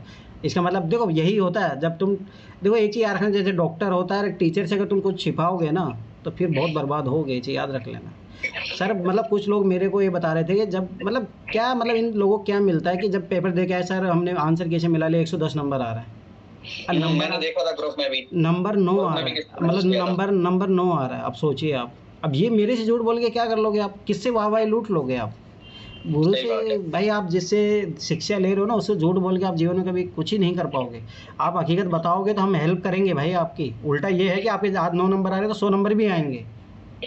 पर आप साल भर आप अंधेरे में रखोगे किसी इंसान को भाई, जो आपको गाइड कर रहा है, तो स्वाभाविक सी बात है, कैसे होगा आपका कल्याण? हो ही नहीं सकता किसी हालत से। अपने आप को एनालाइज करना बहुत जरूरी है, कहाँ पे हो, तभी वहां से इम्प्रूव कर पाओगे। अगर आपको एग्जैक्टली पता है कि कहाँ कौन से एरिया मेरे वीक है, तभी उस पर वर्क करके इम्प्रूव कर सकते हो। अदरवाइज स्कोर में फर्क नहीं पड़ेगा। कोई चांस नहीं है, कोई चांस नहीं है जब तक आप अपनी कमियों का एनालिसिस नहीं करो। भाई कमियाँ क्या है? और मैं फिर बता रहा हूँ, देखो इस एग्ज़ाम की हकीकत है, ये जो सोचते हैं कि लोग बहुत ज़्यादा पढ़ने से एग्ज़ाम निकलता है, नो।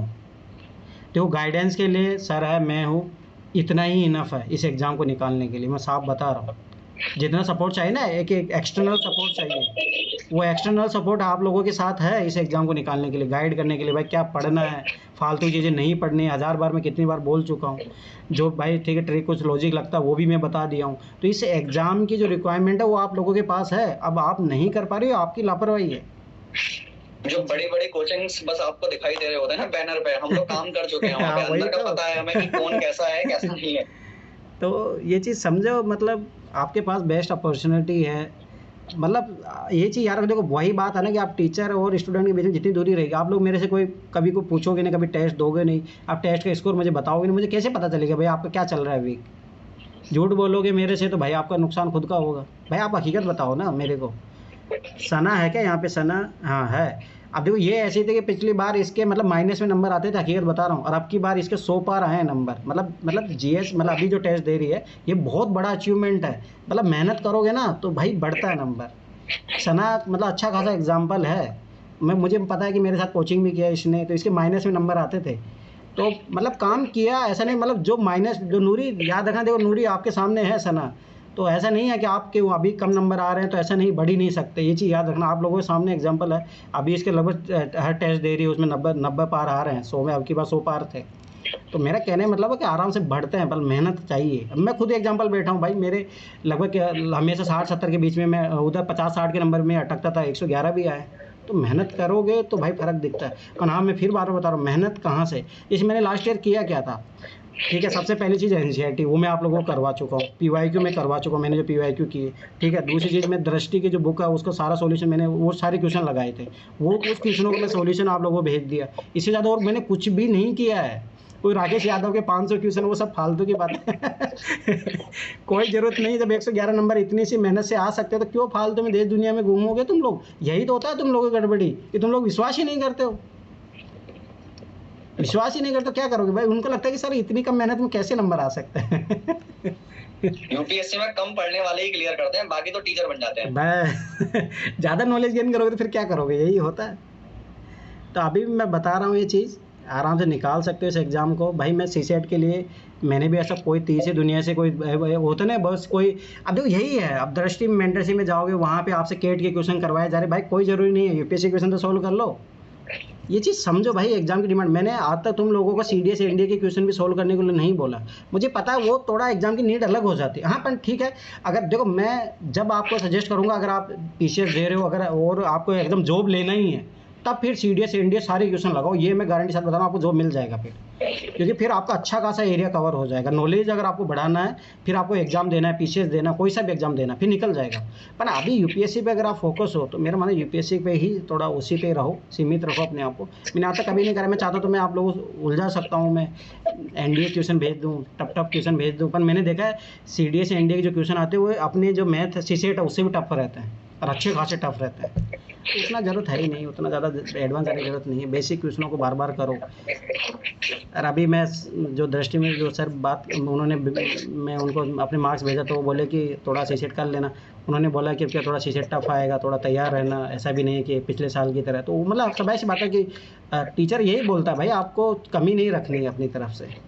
तो अब देखो वही है कि दृष्टि टीचर को बच्चे गाली देते हैं, पर मैं उन्हीं सर से पढ़ के मैं अच्छे नंबर भी लाया। तो यही होता है कि बच्चे, भाई टीचर क्या करेगा, टीचर की कोई गलती नहीं होती। तो बच्चे उसके अकॉर्डिंग काम ही नहीं करोगे। अभी रमेश है, बोलता सर वो क्या ही पढ़ाते हैं, मैं तो नहीं पढ़ूंगा।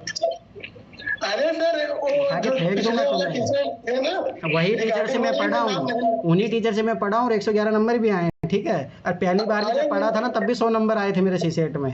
उनको सर रटे रटाए क्वेश्चन याद है, अब उससे सर दूसरा क्वेश्चन लगा होता नहीं है। अच्छा। फिर अब यही है, अब मैं है ना उनसे रो के पढ़ा था, सच बता रहा हूँ। मैं किस लिए क्लास में बैठता था, मुझे सीसेट निकालना है, मेरे 30 नंबर आए थे। अब तो मान लो आ रहे हैं लगभग 60 के नंबर। सर सोचिए मैं पूरी क्लास किया था तो मेरे 30 नंबर आए थे। एक चीज याद रखना ना, मैं अरे ठीक है, मैं एक चीज बताता हूँ, इस जर्नी में सबसे बड़ी चीज होती है कि अगर आपको कोई गाइड कर रहा है तो सबसे पहले उस पर फेथ होना बहुत जरूरी है। ये चीज याद रखना, अगर उस पर डाउट करोगे ना तो फिर अपना खुद का पतन करोगे। ये चीज याद रखना। अरे सर उनके ऊपर इतना फेथ था कि मार्कशीट देख के 30 नंबर, जैसे आपके ऊपर विश्वास है, मेरा नंबर मेरी बात भी नहीं मानते तुम तो, विश्वास के मेरी बात भी नहीं मानते। उससे विश्वास से होने से क्या ही होता है। अरे सर अंदर से मानता हूँ। मैसेज आया हुआ था नीचे और उसमें एग्जाम में हाइपर होने का लिखा हुआ था। सर बताएं फिर उसको। एग्जाम में हाइपर मतलब किसी ने क्या मैसेज किया है? कुछ सर मेरी तो मार्कशीट भी नहीं दिख रही है। एग्जाम के टाइम ईमानदार रहते हैं सर, आपकी प्रैक्टिस है, क्लास रिकॉर्ड है ये। सर एग्जाम देने जाते तो हाइपर हो जाती हूँ। हाँ सना, ये इसका नाम सॉरी सपना। जो हाइपर होने का मतलब ये है कि आप अपने आप पे सेल्फ कंट्रोल नहीं है, ठीक है। तो सबसे पहली बात तो कूल रहना सीखे। और मतलब सभी बातें होता है, ऐसा नहीं है, वो मतलब सबका दिक्कत रहता है ये चीज़। जैसे मैंने पिछली बार देखा कि जैसे पहली बार जो अटेम्प्ट देने जाते हैं, खासतौर से उन लोगों के साथ ज़्यादा होता है कि नर्वस हो जाते हैं बहुत ज़्यादा, या जीएस से कुछ क्वेश्चन स्टार्टिंग में ऐसे देख लिए जो एकदम, या सीसेट में ऐसा देख लिए। तो ये मैच्योरिटी का सिम्बल है। तो ये सब ऐसी बात है कि आपको थोड़ा बहुत ये चीज़ों का रहना चाहिए, कंट्रोल करना। जैसे मैं एक एग्जांपल बताता हूँ, रियल में लास्ट ईयर एग्जाम की बात है। तो मेरी है ना, मेरी सीट एकदम खिड़की के पास में थी। अब सब ऐसी बात है कि 2:30 बजे का एग्जाम होता तो एकदम धूप आ रही थी। तो जो आसपास जो बच्चे थे सब ऐसी बात चिल्लाने लग गए थे। मुझे भाई कोई मतलब नहीं, भाई धूप पड़े कुछ भी पड़े, मुझे एग्जाम निकालना था। मैं सही बता रहा हूँ ना, लोग मतलब अपनी सीटें चेंज कर लिए थे, मुझे पता भी नहीं लगा। हकीकत बता रहा हूँ, मैं नहीं हिला वहाँ से। भाई क्या हुआ मुझे कोई मतलब नहीं है। भाई 27 वर्ष जब आप डेडिकेटेड होते हो ना, नहीं तो फिर वही होता है, सर हमारे रूम में पंखा नहीं चल रहा था, सर हमारे रूम में खिड़की नहीं थी। ये बहाने होते हैं जब आप डेडिकेटेड नहीं होते हो। मतलब स्वाभाविक सी बात है, ये कमी है। मैं खुद खिड़की के पास में था, मैं कहीं नहीं हिला, मैं वहीं था। और बहुत लोग इधर उधर हुए, मतलब स्वाभाविक सी बात है, वो यही होता है। मतलब स्वाभाविक बात, कंसंट्रेशन नहीं है आपका। मतलब ये हो जाता है कि पता नहीं दिमाग में क्या क्या चलने लगता है, फिर क्वेश्चन हो ही नहीं। तो सबसे पहले तो बस हो जाते हैं तो एग्जाम जल्दी एकदम पड़ती है। सर बता रहे पेपर सुनो। सामने, एग्जाम पेपर सामने आते ही उसको सॉल्व मत करने लग जाना। पहले पेपर को फ्लिप करके देखना कि क्वेश्चन कहाँ पे कैसे कैसे हैं। जो अपने स्ट्रॉन्ग एरिया है उसको देखो कि पॉलिटी के क्वेश्चन है, लाइक इजी क्वेश्चन होते हैं, कहाँ से शुरू हो रहे हैं। तो इजी क्वेश्चन को पहले फ्लिप करके देखो पूरे पेपर में। 4-5 मिनट लगाओ, इतना कोई फर्क नहीं पड़ेगा टाइम पे। 4-5 मिनट में पेपर को जस्ट एनालाइज करो, कहाँ पे किस तरीके के प्रश्न हैं, तब उसको सॉल्व करना शुरू करो, ठीक है। और दूसरा, अपने माइंड में ये बना के बैठो कि जो प्री एग्जिस्टिंग नॉलेज है वो डायरेक्ट यहाँ पे काम नहीं आनी है, यहाँ पे अप्लाई करना पड़ेगा सब कुछ। और जो भी क्वेश्चन है वो यहीं पे सॉल्व करने पड़ेंगे ऑनेस्ट। जब माइंडसेट इस तरीके का लेकर बैठोगे तो आराम से आप क्वेश्चन सॉल्व कर पाओगे। जैसे 2023 का क्वेश्चन पेपर था, बहुत टफ पेपर था। मैंने 30 क्वेश्चन पढ़े, मेरे को 15 मिनट लग गया शुरू का। और 15 मिनट में मेरे को बिल्कुल एक क्वेश्चन नहीं आ रहा, 30 क्वेश्चन पढ़ने के बावजूद भी, जहां पे मैं एग्जैक्ट मार्क कर सकूं ये सही है आंसर। फिर उसके बाद मैंने वहां पे सिर्फ एक ही डिसीजन लिया कि अब मेरे को ये पेपर यहीं पे सॉल्व करना पड़ेगा, इसमें कोई एनसीईआरटी की नॉलेज या कुछ भी डायरेक्ट काम नहीं आएगी। तो फिर पेपर जब सॉल्व करना शुरू किया, अपने माइंड को शांत किया, एक एक क्वेश्चन को पढ़ के फिर अपना एनालिसिस वाली नॉलेज लगाई कि भाई ये अगर हमने पढ़ा हुआ है इसके बारे में, तो इसके बारे में हम और क्या क्या जानते हैं, कैसे एप्लीकेशन कर सकते हैं चीजों को। तब जाके वो पेपर क्वालिफाई हो गया, तो कोई परेशानी नहीं आई। तो आपको जब भी पेपर देना है इस माइंडसेट के साथ बैठना है कि ये पेपर यहीं पे ऑन स्पॉट सॉल्व होना है। और दूसरा, अपने ऊपर कॉन्फिडेंस रखना है कि अगर हम पूरे साल प्रिपरेशन करके आए हैं और मेरे से ये पेपर सॉल्व नहीं हो रहा है, मेरे से क्वेश्चन नहीं आ रहे हैं, तो यहाँ पे किसी को नहीं आ रहे, और किसी को नहीं आ रहे हैं तो फिर यहीं पे सॉल्व करना पड़ेगा। ये इजी सॉल्यूशन है बस। अब एक और चीज़ मैं बताता हूँ, मतलब 2023 का पेपर की ही स्टोरी है। 2023 के पेपर जैसे देखा मैं होश उड़ गए थे, हकीकत बता रहा हूँ। मतलब मुझे लगा कि भाई मैं मतलब पूरा पेपर ऐसे, मतलब जो कल मुझे हकीकत बता रहा हूँ 5 क्वेश्चन आ रहे थे। भाई क्यों झूठ बोलूँ मैं, हकीकत बता रहा हूँ 5 क्वेश्चन थे जो श्योर थे कि भाई ठीक है ये आ रहे हैं। फिर मैं सोचा कि देखो पेपर करना तो अपने को ही है, अब यहाँ से भाग जाओ छोड़ के, वो तो कोई सॉल्यूशन नहीं है ना। तो यही चीज़ याद रखना कि एग्ज़ाम में भाई आपको ही फेस करना है, ठीक है। तो सबसे पहले अपने आप पे बिलीव करना बहुत ज़रूरी है कि भाई ठीक है चलो कोई नहीं, नहीं आ रहा क्वेश्चन, हाइपर नहीं होना भाई, अपने ठीक करना तो अपने को ही है। और उसका सबसे बेस्ट सॉल्यूशन मैं आप लोगों को दे दिया हूँ भाई। ऐसे क्वेश्चन जब मान लो कुछ भी नहीं आ रहा तो उन्हीं चीज़ों के लिए, तो वो जो टेक्निक में सिखाए हूँ उसी मतलब उन्हीं क्वेश्चनों के लिए तो है वो। तो भाई सब ऐसी बात है, एक चीज़ याद रखना, यही चीज़ है कि देखो आपने जो पढ़ा है ना उससे हो सकता है 20-25 क्वेश्चन सोल्व हो जाए, तो 70-75 क्वेश्चन सोल्व करोगे ना, जो मैंने सिखाया उसी से ही सोल्व होंगे। और वो क्वेश्चन उन्हीं के लिए वो टेक्निक है जिन जो क्वेश्चन आते ही नहीं है, उन्हीं के लिए तो है वो टेक्निक। तो सब ऐसी बात है कि आपको बिलीव करना है कि भाई आपने जो सीखा है, मैं फिर बार बार बता रहा हूँ, जो सीखा है उसको अप्लाई करो, ज़्यादा डाउट में रहना ही नहीं है। और ये जो सबसे बड़ी जो दिक्कत होती है ना, ये होती है कि हमारा रिजल्ट आए, ये नहीं होता भाई। आप अपना काम करो, जो आपने सीखा है वो अप्लाई करो, ख़त्म बात। अब रिजल्ट के बारे में सोचोगे तो फिर तो दिक्कत होगी। अगर एक चीज और, आप लोग जिन्होंने एग्जाम दिया होगा शायद ये फील करा होगा कि एक ट्रिक नहीं लगाते हैं कुछ क्वेश्चन पे, कि यहाँ पे रिस्क नहीं लेते हैं। अरे हाँ, ये भी होता है कि सर ऐसा भी होता है कि नहीं पता नहीं आपकी बार यूपीएससी चेंज कर देगा। हाँ, ऐसा सबने फील किया है जिसने एग्जाम दिया होगा, कभी कभी सोचा होगा कि इस पर ट्रिक नहीं लगाते हैं, और बाद में पता लगता है कि अरे लगा देते तो सही होता। तो ये कभी नहीं करना है। पता है ट्रिक काम क्यों करती है? क्योंकि जितने भी सीनियर एस्पिरेंट हैं या जितने भी लोग एग्जाम देते हैं वो सब इन ट्रिक्स को अप्लाई करते हैं, इसीलिए वो अप्लाई होती है हर क्वेश्चन पे, इसीलिए जो आपकी कट ऑफ है ना वो डिसाइड होती है इससे। अरे एक चीज़ मैं फिर बार बार बता रहा हूँ, आपने देखो एग्जाम में जाके नया दिमाग लगाओगे मरोगे। आपने जो सीखा है, मैंने सारे पीवाईक्यू में 2011 से लेकर 2024 तक पीवाईक्यू में एक में बता दिया हूँ भाई, इस क्वेश्चन में ट्रिक लग रही है, नो डाउट।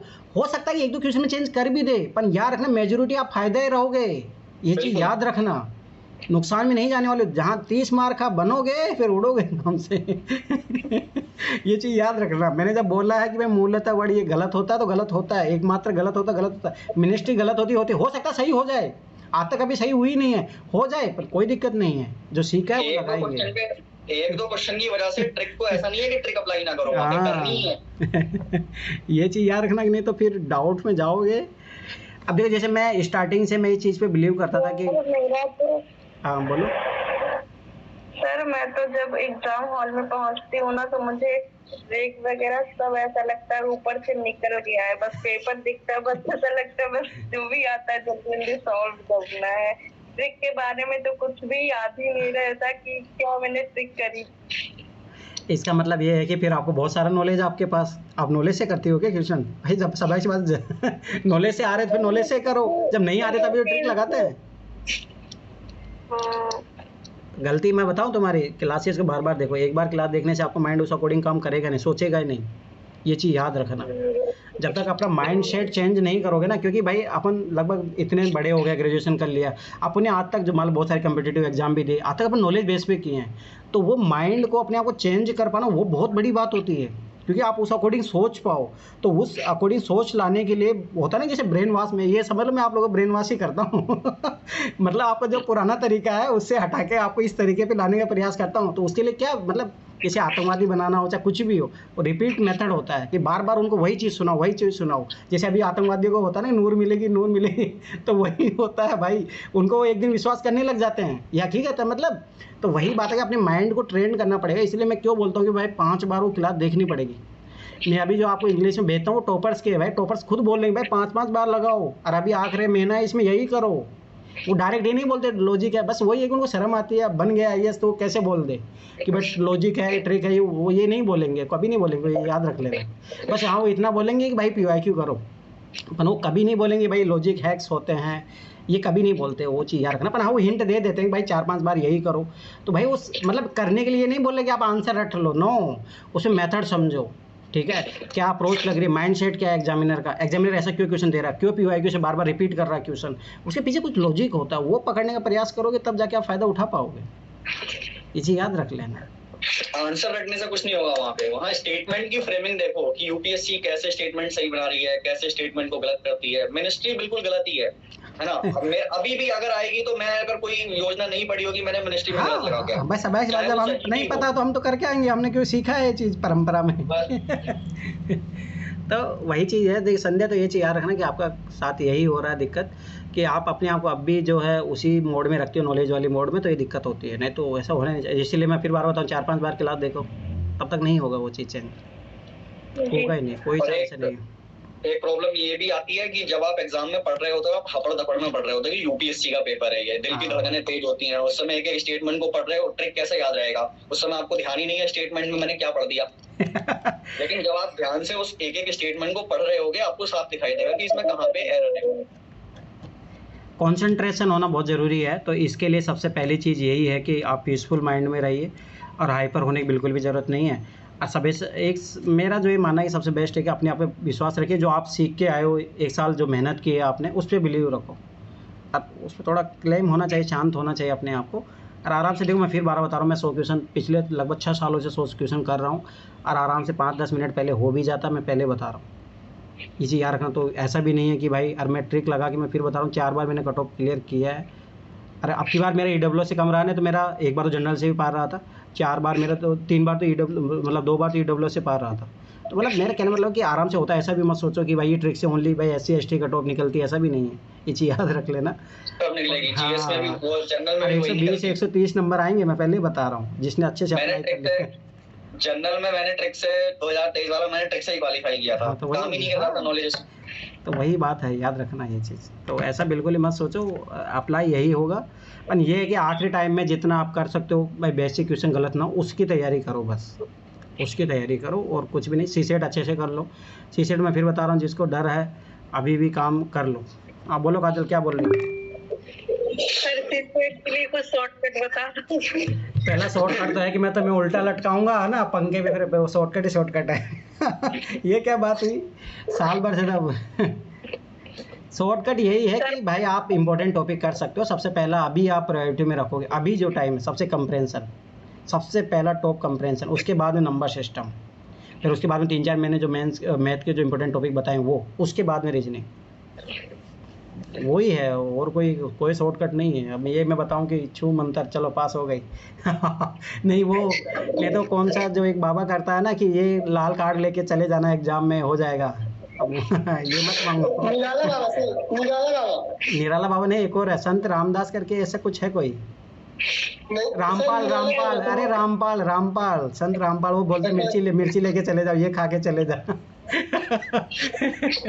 अब ये डिमांड मत करो मेरे से। सब की बात। टाइम अभी इनफ है, इतना पैनिक होने की जरूरत नहीं है। अभी आपके पास 27-28 दिन है। जिसका भी सीसेट वीक है अभी तैयार कर सकते हो। बस ये है कि 4 से 5 घंटा अभी डेली आप लगाओ, देना पड़ेगा, कम में काम नहीं बनेगा। देखो उसका सबसे बेस्ट तरीका है कि कंप्रेंशन मेरी क्लासेस देखो, मैं फिर 12 बता रहा हूँ, और अभी मैं क्लासेस लूँगा, उससे हो जाएगा। ठीक, दूसरा जो काम है रीजनिंग, मैथ में रीजनिंग क्लासेस अभी चली रही है, रीजनिंग उससे हो जाएगा। तीसरा जो मैथ का जो मैंने NCERT चैप्टर पढ़ाए हैं वो जरूर जाके लगाओ। मैं फिर 12 बताऊँ, परम्यूटेशन कॉम्बिनेशन, उसमें जो इंपॉर्टेंट चैप्टर लगाए हैं वो जरूर रिवाइज करके जाना। मैंने फालतू की चीज़ पढ़ाई ही नहीं है, मैं फिर 12 बता रहा हूँ। मैथ में भी मैंने उसी टॉपिकों पे ज़्यादा ध्यान दिया है जो मेजॉरिटी क्वेश्चन आते हैं। तो अभी मैं फिर बार बता रहा हूँ, उन्हीं क्वेश्चनों पे काम करो, फालतू के टॉपिक पे काम करो ही मत। जैसे ज्योमेट्री बिल्कुल ही मत पढ़ के जाओ, कोई ज़रूरत नहीं है भाई, फालतू इतना लंबा है, कोई ज़रूरत नहीं। एक आध क्वेश्चन आता है, कोई दिक्कत नहीं, छोड़ भी दो, क्या दिक्कत है। 80 के 80 क्वेश्चन सही करने हैं सीसेट में। तो बस 7 से 8 टॉपिक हैं सीसेट के, जो मैथ्स वगैरह में क्लियर करने हैं, बाकी कॉम्प्रिहेंशन से ही होता है। कॉम्प्रिहेंशन से होता है। मैं फिर 12 तो निकलेगा तो PT इसी से निकलेगा। फिर मैथ के लिए तो भाई थोड़ा बहुत ज़्यादा लंबा टाइम देना पड़ता है, उसके लिए फिर वो एक अलग बात है। कॉम्प्रिहेंशन ये है कि आराम से इजीली आपकी कट ऑफ पार करा सकता है। जैसे मैं कुछ स्टूडेंट को बता रहा हूँ, रमेश तुम तो पहले जाके सीसेट का जो मैंने NCERT जो कराए हैं वो कर लेना, और जो इंपॉर्टेंट चैप्टर है उसको अच्छे से कर लो। दृष्टि वाली बुक से मेरे सॉल्यूशन भी मैंने भेजा, उससे कर लो पहला काम। हाँ रुको, बता तो रहा हूँ, रुको तुम्हारा। उसके बाद में जो तुम्हें रीजनिंग के टॉपिक अच्छे से कमांड करनी, तुम्हें सबसे पहले तुम्हें काम करना है जो मतलब NCERT मैंने जो चैप्टर करवाए हैं वो अच्छे से जाके कर लो। सबसे पहले सारे चैप्टर मैंने जो लगवाए, उसके बाद में तुम जाओगे दृष्टि की जो बुक है मैंने भेजी है, उसका जो मैंने सॉल्यूशन भी भेजा है वो क्वेश्चन लगा लो तुम, ठीक है। उसके बाद में जो तुम कंप्रेंशन वो तो अभी करेगा, उसके साथ वो कर लेना, कंप्रेंशन हो जाएगा तुम्हारा। और GS में फिर 12 बता रहा हूँ, जो पढ़ा है उसको रिवाइज कर लेना, और उसके बाद क्लास देखो बार। और जैसे कुछ लोग हैं जो बिल्कुल कमज़ोर है, मैं बता रहा हूँ उनके बारे में, तरुणम, ठीक है, नूरी। तो आपको सबसे पहले तरुणम, नूरी हो गई, कुछ लोग हैं श्वेता का भी आता पता नहीं, तो टेस्ट तो देते नहीं हो। नूरी और तरुणम को मैं फिर बता रहा हूँ, तुम लोगों से मैथ नहीं होगा, मैं अभी बता रहा हूँ। अभी गया लास्ट टाइम, क्योंकि अभी आप जो कर सकते हो सीसेट क्वालिफाई करने के लिए कंप्रेंशन पे सबसे ज़्यादा ध्यान दो, सबसे ज़्यादा ध्यान। आपको ये मान के चलो 60 नंबर उधर से ही लाना है, समझ लो। 5 मतलब सब ऐसी बात है कि 27 क्वेश्चन के समथिंग आते हैं, 25 × 625 62 67 नंबर उधर से ला सकते हो। तो तुम्हें ये ट्राई करना है कि 23-24 क्वेश्चन उधर से ही हो जाए, और हो सकते हैं मैं फिर 12 बता रहा हूँ। उसके बाद में तुम्हें रीजनिंग के कुछ क्वेश्चन जो है, जो सैल्यूजम मैं करवा रहा हूँ अभी, रीजनिंग पे तुम लोगों फिर ध्यान देना। फिर आखिरी में नंबर सिस्टम, उधर नंबर सिस्टम एवरेज, वो तुम लोगों का अलग सर्किल रहेगा, क्योंकि सब ऐसी बात है मैथ जिनकी बहुत ज़्यादा वीक है, तो सब ऐसी बात है उसको इस तरीके से अभी काम करना चाहिए। पहला सबसे काम जो है कंप्रेंशन पे करो, फिर रीजनिंग पे करो, फिर मैथ में आखिर में 5-10 क्वेश्चन बनाने लायक हो वो कर सकते हो। तो ये चीज़ याद रखना। और टेस्ट देते नहीं हो तुम लोग, कैसे पता, मैं कैसे बताऊं भाई। सब की बात, जो टेस्ट देता है मेरे पास सबकी हकीकत है। निखिल तुम भी आजकल लापरवाह हो गए हो, कोई टेस्ट नहीं दे रहे हो। कल कोई टेस्ट नहीं दिया तुमने? कल दिए थे, कल आपको भेजे नहीं थे कल? मेरे को कहाँ भेजे, तुम भेजे थे? देखिए व्हाट्सएप पे। कितना नंबर था सीसेट में तुम्हारे? 92.56। 2 घंटे में बैठ के गए थे प्रॉपर ओएमआर शीट लेके? हाँ सर, हाँ सर। ठीक है, तुम अभी तुम क्या करोगे, एनसीईआरटी चैप्टर रिवाइज करो सबसे पहले, ठीक है? एनसीईआरटी चैप्टर रिवाइज करो, और उसके बाद में पीवाईक्यू करो ओनली, तुम्हारा उससे हो जाएगा। उसके बाद में फिर रीजनिंग वाले जो क्लासेस चल रही है उनको अच्छे से करो, और कंप्रेंशन क्लास कर लेना, हो जाएगा तुम्हारा सीसेट, नहीं अटकेगा सीसेट तुम्हारा। अमित तुम बहुत अभी तुम तो लापरवाह हो अमित, तुम्हें तो बहुत मेहनत करनी है। जाके एक चैप्टर लगाओ दोबारा एनसीईआरटी के। Hello sir. हाँ बोलो। मैं कह रहा था जो नई वाली एनसीईआरटी आई मैथ में की, नहीं वो जो पुरानी जो मैंने करवाई वही करो, फालतू नहीं चक्कर मत पड़ो। और हाँ अभी देखो मैं फिर बता रहा हूँ, सुनो अभी कुछ चैप्टर जैसे अभी 6ठी 7वीं में कुछ जुड़े हैं चैप्टर है ना, तो उस बुक के मैं कुछ इंपॉर्टेंट चैप्टर बता दूंगा जो थोड़ा मतलब ओल्ड एनसीईआरटी में नहीं। इसमें जैसे कुंभ मेला जुड़ा तो क्वेश्चन आएंगे, क्योंकि पिछले साल भी जो नई बुक जुड़ी थी उससे डायरेक्ट क्वेश्चन आए थे। हिस्ट्री में 2 क्वेश्चन डायरेक्ट वहाँ से आए थे, तो वो मैं बता दूंगा कि कुछ जो एनसीईआरटी नहीं जुड़ती जा रही है उनका मैं चैप्टर बताते जाऊंगा। अब मेरा मानना कि ठीक है कुछ क्वेश्चन देखो, एनसीईआरटी के अलावा कुछ भी नया मत पढ़ना, एनसीईआरटी जरूर पढ़ो। अभी आखिरी दिनों में एनसीईआरटी पढ़ सकते हो आप, एनसीईआरटी पढ़ो। पर हाँ नया मार्केट से उड़ान फुड़ान पीटी 365 में तुम लोगों को उड़ा दूंगा कोई ज़रूरत नहीं है फालतू में उन चीज़ें करने का। मतलब खुद ही सोचो इनपुट आउटपुट रेशियो कितना रहता है, खुद ही सोचो, आपको मतलब है नहीं। मैंने तो कभी करंट पढ़ा ही नहीं है प्रीलिम्स के लिए। मैं भी सर आज तक कभी कोई मैगजीन नहीं पढ़ा हूँ ना पीटी के लिए ना मेंस के लिए, किसी के लिए नहीं पढ़ा। करंट अफेयर्स की चिंता इसीलिए सब छोड़ दो, वो कोई मतलब भी नहीं है, वो आराम से ट्रिक है उसके लिए। मैं फिर 12 बता रहा हूँ, और अच्छी खासी लगती है। और मैं उसी कारण मेरा कट ऑफ नहीं है, योजना में तो पूरी ट्रिक से सॉल्व हो जाती है। हाँ आराम से तो कोई ज़रूरत है ही नहीं। बस ये है कि बिलीव करो और प्रैक्टिस करो उन चीज़ों की बार बार। सर जो ग्रुप में भेजा है वो अगर थोड़ा बहुत एक बार देखना चाहते हो तो देख सकते हो। और ये क्या मैसेज आया था किसी का, मुझे तो पता भी नहीं है कि कोई ट्रिक भी होती है जब गई थी पेपर देने। अच्छा उस टाइम नहीं पता था ना, आपकी बात तो नूरी पता है ना तुम्हें, आपकी बात तो तुम पर वही है, तुम गायब रहते हो तुम लोग, क्या ही करूँ मैं तुम लोगों को। सही बताओ तुम लोग यहाँ होते हो उठा फेंक देते तुम लोगों को सर क्या करोगे, मतलब अब इनको कोई डांटने से कोई फर्क पड़ता नहीं है, फ़ोन उठाते नहीं है मेरा, अब क्या ही करोगे इससे ज़्यादा। अब ऑनलाइन में मैं क्या कर सकता हूँ, ऑनलाइन में आगे घूमो क्या ही करोगे, मतलब स्वाभाविक सी बात है। क्लास करो, ट्रिक सीखो, प्लेलिस्ट सर ने डाली रखी होगी, उस प्लेलिस्ट को बार-बार देखो, वही काम आएगा। वही काम आएगा भाई, उसके अलावा कुछ तरीके से सिलेक्शन वही करवाएगा। नॉलेज इतना है कि भाई 25-30 क्वेश्चन अच्छे से बना लो, थोड़ा बहुत अपने एरिया के एनसीईआरटी बच्चे कैसे पकड़ बन गए तो आराम से 40-45 क्वेश्चन तो पहुंच सकते हो। आते हैं 50 नॉलेज के बेस पे जो क्वेश्चन आएंगे ना उसको गलत मत करना, बाकी ट्रिक से ही एग्जाम क्वालिफाई होगा। वही है रामबाण इलाज, उसका और कोई इलाज है नहीं। डर तो सबको लग रहा है अब मेरे को खुद को लग रहा है कि बस अब ये है कि पीटी निकल जाए तो अब निकाल देंगे, मेंस निकल जाएगा, अब बस वो है कि पीटी निकलना चाहिए मेरे को भी डर लग रहा है। बहुत डर होना मतलब उसके कारण पढ़ाई करो तब अच्छा है, बहुत डर के कारण पढ़ाई नहीं करे तो फिर खराब है, ये चीज़ याद रख लेना। अगर पढ़ाई कर पा रहे हो डर फिर अच्छी चीज़ है, और अगर डर के कारण पढ़ाई नहीं कर रहे हो तो फिर तो कोई मतलब नहीं है, चीज़ याद रख लेना। डर तो सबको लगता ही है, चाहे कितना भी वो एक्सपीरियंस कितना भी हो, जैसे मैं खुद बता रहा हूँ ना, सीसेट मेरे 111 आए, पर मैं फिर बता रहा हूँ, मैं ये सोच रहा कि सबसे पहले सीसेट पे काम करूंगा, उसको साइड में करूंगा, फिर देखूंगा जीएस को। तो वो श्योरिटी लेना जरूरी होता है, कुछ भी नहीं बोल सकते, क्योंकि मैं ऑलरेडी मैं पहले बहुत बार धोखा खा चुका हूँ सीसेट के कारण, तो नहीं रिस्क ले सकते। तो ये बात है सब, एक से बात। फिर भरोसा भी नहीं रहता ना यूपीएससी का। हाँ। एक बार पूरा एग्जाम निकाल लो, मेंस भी लिख लो आप, अगली बार पीटी होगा कि नहीं होगा पता नहीं। हाँ, बहुत बार सिलेक्शन होने के बाद में लोग जो रिपीटर देते हैं उनका नहीं होता है, पीटी नहीं होता पीटी नहीं होता। हाँ। तो डर तो सबके लिए होता ही है वो वाला तो।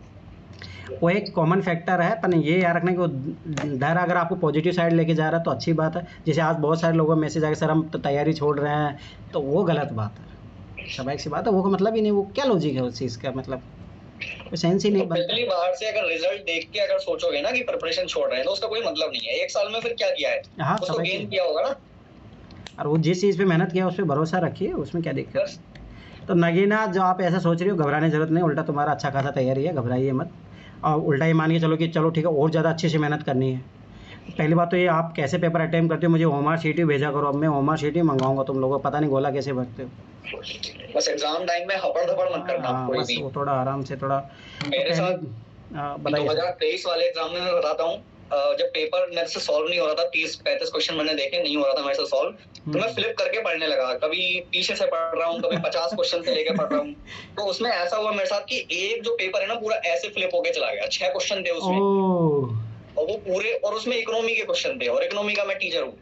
तो फिर भी क्वालिफाई हो गया था वो एग्जाम, लेकिन 6 क्वेश्चन में से 5 भी अगर करेक्ट होते तो बहुत फर्क पड़ जाता। सही बात है, सही बात है। मतलब ये गलतियां तो नहीं होनी चाहिए, इसके लिए तो सबसे थोड़ा इसका बेस्ट तरीका मैंने बताया, ये हपड़ धपड़ की वजह से होता है सब। जैसे मैं बता रहा हूँ कि पहले अटेम्प्ट में आप वो करो, आराम से क्वेश्चन जो आ रहा है ट्रिक लगाते जा रहे हैं, आप ऐसे करके जाओ। फिर मैं क्या करता हूँ, जैसे सेकंड राउंड आता हूँ, 5 के जैसे मान लो 5-6 क्वेश्चन अच्छा पे हैं, 5-6 सारे क्वेश्चन किए मैंने, सारा गोला भरा, फिर मैं ऐसे करते जाता हूँ, तो एक भी क्वेश्चन कभी ऐसा छूटने का ऐसा कोई दिक्कत नहीं रहती। तो ओएमआर कैसे भरते हो आप, साथ के साथ या? हाँ, मतलब जैसे पहला राउंड तो मैं कर लेता हूँ, जो मुझे लगा ट्रिक लगाया, जो भी है करना है, एक बार ऐसे कर लिया, ठीक है कर लिया, मैं उस टाइम गोला नहीं भरता हूँ। फिर मैं आता हूँ स्टार्टिंग में, फिर 1 से लेकर 5 तक, फिर मैं 7 के साथ भरते जाता हूँ और 100 तक कंप्लीट कर देता हूँ। तो आराम से मेरा टाइम पे कंप्लीट भी हो जाता है, गोला भरने की भी टेंशन भी नहीं रहती है, और दोनों काम हो जाता है उसमें। तो वो मतलब मैं 4-5-6 साल से यही तरीका अपना रहा हूँ, तो हो जाता मतलब। वो प्रैक्टिस में है आपके, वरना हाँ। रिस्की रहता है वैसे बाद में गोला भरना ऐसे। नहीं, बाद में नहीं, मतलब आप जैसे मैं समझ 40-50 मिनट में मान लो कि फर्स्ट राउंड में लगे मुझे, फिर उसके बाद मैं स्टार्टिंग में आ जाता हूँ, फिर मैं जो मतलब लगभग ये मान के चलो 30-40 क्वेश्चन तो मैं कर ही चुका हूँ, फिर जो बचे क्वेश्चन उनको मैं करता हूँ और फिर गोले भरते जाता हूँ साथ में। अच्छा। हाँ, वो उसमें इतना दिक्कत नहीं, वो मुझे पता 2019 में हुई थी मेरे से गलती। मैंने क्या किया, पहले एक बार ऐसे किया, फिर दूसरी बार कर लिया सारे क्वेश्चन, फिर मैं गोला भर रहा था, तो मेरे हाथ कांपने लग गए थे। तो वो तरीका मेरे साथ भी हुआ था 2019 वाले में, मेरे साथ भी हुआ था ऐसे। लास्ट में गोले भरने में टाइम नहीं बच रहा था, ऐसा लग रहा था गोले भी भर पाएंगे कि नहीं। वो हाथ दूझने लग जाता है उस टाइम, तो फिर वो तो गड़बड़ी है, वो तो मैं समझ गया था उसी टाइम कैसे फील करते हैं। अरे उमर, वही तो बता रहा हूँ कि देखो आपको क्या करना, 30-40 मिनट तो मेरा माने फर्स्ट राउंड में आप सारे क्वेश्चन एक बार देखो, जहाँ ट्रिक लग रही है, नॉलेज से क्वेश्चन हो रहे हैं, एक बार ऐसे करते करते आप 100 क्वेश्चनों तक पहुँचो, ठीक है। इससे क्या होता है कि जब आप कुछ क्वेश्चनों को पढ़ लेते हो ना, तो आपके माइंड में चलते रहता है, वो जब सेकंड राउंड में जाओगे ना बन जाते हैं। अरे मेरे साथ हुआ है अच्छा खासा, आपको पहली बार में हो सकता है स्ट्राइक नहीं करे वो क्वेश्चन, पर जब आप सेकंड राउंड में जाओगे तो क्वेश्चन बन जाते हैं। तो आपको फिर क्या करना, सेकंड राउंड में जब आओगे तो उसके साथ हमारे भी भरते जाना और वो क्वेश्चन सोल्व करते जाओ, तो वो हो जाता है आराम से। और हाँ, ये है कि देखो ये चीज़ें प्रैक्टिस में तभी आते हैं कि आप घर पे बैठ के पहले प्रैक्टिस करो। 27-28 दिन तक यही काम करना है आप सबको। हाँ, वो करना ही मेरा जो पड़ेगा। अप्रोच रहता है वो थोड़ा डिफरेंट रहता है। लाइक मैं क्या करता हूँ, पहले 5 मिनट में पेपर फ्लिप करता हूँ और सबसे पहले देखता हूँ कि क्वेश्चन कहाँ से शुरू हो रहे हैं, किस चीज के क्वेश्चन कहाँ से शुरू हो रहे हैं। जैसे पॉलिटी के मुझे एक साथ 8-10 क्वेश्चन मिल गए, मैं स्टार्ट ही पेपर वहां से करूंगा। हाँ, मतलब जो स्ट्रॉन्ग एरिया है कि वहाँ से करना चाहिए, ये बात सही है, तो थोड़ा पॉजिटिव होच पोच नहीं होता है फिर कि कभी इकोनॉमी का क्वेश्चन आ गया, कभी पॉलिटी आ गया, कभी ज्योग्राफी आ गया, दिमाग में होच पोच नहीं होगा। तो मेरा लिखा रहता है कि वहां पे मैं निशान लगाता हूँ कि यहाँ से पॉलिटी शुरू है, फिर मैं इकोनॉमी पे लगा देता हूँ जाके कि यहाँ से इकोनॉमी स्टार्ट है। फिर एक साथ इजी क्वेश्चन जहाँ से मेरा स्ट्रॉन्ग एरिया है उसको पहले सॉल्व करता हूँ। फिर जहाँ पे मेरे को पता है कि साइंस एंड टेक में थोड़ा हाथ तंग है तो वहां पे मेरे को ट्रिक लगानी है, तो उनको बाद के लिए रखता हूँ। तो जहाँ पे इजी क्वेश्चन है ना, जो एरिया आपके स्ट्रॉन्ग है, उन एरियाज पे सबसे पहले आप पूरे पेपर में से क्वेश्चन ढूंढ के करो। और एक साथ ग्रुप में क्वेश्चन मिलेंगे, 7-8 क्वेश्चन एक जगह रखे होंगे, 4-5 एक जगह रखे होंगे। हाँ, तो इस तरीके से अगर आप करना चाहते हो तो 28 दिन तक ये प्रैक्टिस करनी है पहले। देखो कुछ चीज़ें, हर चीज़ें है ना प्रैक्टिस से ही परफेक्ट बनती है, ये चीज़ याद रखना, बिना प्रैक्टिस कुछ नहीं ये प्रैक्टिस करनी ही करनी है, एवरीडे करनी है ये प्रैक्टिस। उसके बिना कुछ नहीं बिल्कुल भी चेंज मत करना है इसको, जो भी 28 दिन में डेवलप करोगे ना, चेंज मत करना है इसको, वरना मेरी तरह हो जाएगा पिछली बार का तरह। तो चलो ठीक है, किसी कुछ पूछ रहा हो तो पूछो, और मैं फिर बारह बता रहा हूँ। देखो अभी भी अच्छा खासा टाइम है, और ये मैं गारंटी बता रहा हूँ कि मेंस आराम से निकाला जा सकता है, इसकी मैं गारंटी दे रहा हूँ, ठीक है। और कम पढ़ के निकाला जा सकता है, मतलब मेरा सेशन आज ये लेने का यही पर्पज़ था। एक तो इंग्लिश कंपलसरी का डर, मेरा खुद का भी डर खत्म हुआ तो ये श्योर है कि मैं मुझे पता मैं क्या करके आया हूँ और मैं पास हुआ हूँ, तो मतलब ठीक है। और हिंदी कंपलसरी में टेंशन मतलब कुछ ही नहीं पढ़ के गया था, सब हो जाता है, ठीक है। पर हाँ, ये कि 4-5 साल की क्वेश्चन जरूर बना लेना चाहिए, और कुछ मतलब 2013 से PYQ बस, और कुछ भी नहीं। और GS 1, 2, 3 के लिए, 4 के लिए भी PYQ, ऑप्शनल के लिए भी PYQ। मैं फिर बताऊँ, इसके अलावा मैंने कोई टेस्ट किया ना, कुछ भी नहीं किया था, बस वही करना सिलेबस और PYQ। इसके अलावा कुछ कर ही नहीं सकते, 89 डेज का टाइम ही है।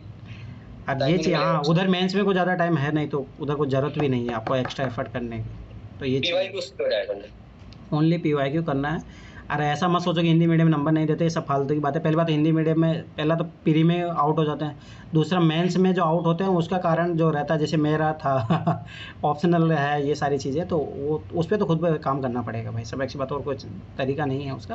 पर मैंने देखे GS में, देखो मैं जो करके आया हूँ उसके अकॉर्डिंग मार्क्स मिले हैं, ऐसा कुछ ही नहीं, मार्क्स मिलते हैं, ऐसा कुछ ही नहीं है, अच्छे खासे मार्क्स लिखोगे तो मार्क्स मिलते हैं, क्यों नहीं मिलेगी।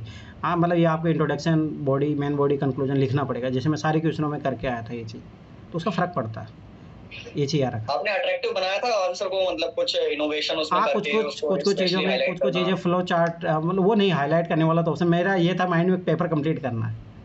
जैसे कुछ चीजें होती है ना, उसको जैसे स्कीम्स वगैरह कोई अगर हम स्पेशल लिख रहे हैं तो उसको बॉक्स बना के ऐसे में किया था, ऐसे में फ़ायदा मिला, 105 नंबर आए, और मतलब अच्छे खासे नंबर है, ऐसे में वो अच्छा नंबर है। और ऐसे में ये है कि अच्छे खासे नंबर पा सकते, हिंदी मीडियम में खास तो, जैसे मोनिका 101 ही आया, तो ये थोड़ा क्या नुकसान रहा उसको, पिछले साल 120 थे, अब क्या उसको ये नुकसान हुआ, 15 नंबर से फिर रुका है उसका। और उसका क्या मैथ ऑप्शनल में बहुत ख़राब नंबर है, 236 के समथिंग ऐसे रहे, उधर बहुत ख़राब हुआ। 200-250 से कम तो फिर 250 से कम, हाँ तो कभी कोई चांस नहीं है, कोई चांस। तो अब की बार उसको वो नुकसान हुआ, इंटरव्यू में अपनी मेहनत काम आई, लगभग उसके 16-17 नंबर बढ़े हैं, 171 नंबर। इंटरव्यू में तो मैंने देखा था कुछ क्वेश्चन तो आपने डायरेक्टली डिस्कस किए हुए थे वहाँ पे। हाँ तो मेहनत तो रिजर्वेशन वगैरह ये सब आए थे वहाँ पे, इसका फायदा मिला। इंटरव्यू में तो जितना सोचे थे अपन 180 तक सोचे थे, पर कोई नहीं, 9 नंबर तो चलो इधर उधर होता है, वो किस्मत भी होती है। पर ये है कि अपने जितना सोचा था कि 15-16 नंबर बढ़ाने हैं, उधर बढ़ा लिए थे अपन। और वही है कि अब मैं उसको बोला हूँ कि मैथ ऑप्शनल पे थोड़ा काम करो, उधर है चांसेस आपके पास। और ऐसी चीज़ है कि उसने बोला मैंने तो अपनी तरफ से अच्छा किया था, पर कोई नहीं। देखो इंग्लिश मीडियम में क्या तो कोर्स वो इतने अच्छे से यूज़ नहीं कर पाते जितना हिंदी मीडियम में कर सकते हैं। तो जैसे मैं कोर्स खूब लिख के आया हूँ तो उसका फ़ायदा मिला है, तो वो सारी चीज़ें हैं। और तो सब अच्छे नंबर आए हैं उनके, मतलब इथिक्स में 120 आए हैं, अच्छे नंबर है, मतलब अच्छा खासा है। और GS 2 में फिर आपकी और 120 के समथिंग है, तो उधर अच्छा है। मतलब GS 1 में ना उधर कोई कमी नहीं है, कमी जो रही है एक ऐसे में थोड़ा बहुत बोल सकते हो, और थोड़ा बहुत ऑप्शनल में उनको ख़राब रहा है।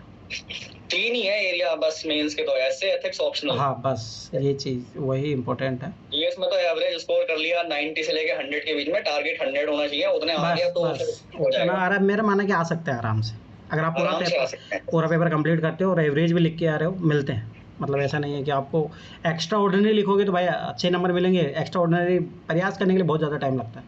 जो रैंक इम्प्रूवमेंट करते हैं ना, वो करते हैं फिर इन पे काम। बिल्कुल, फिर GS में आप कितना भी कोशिश कर लो, अगर एक्स्ट्रा भी हार्ड वर्क लगाओगे ना, लगेगा आपको 20-30 दिन लग जाएगा एक पेपर को सही से एक्स्ट्रा 10 मार्क्स गेन करने में।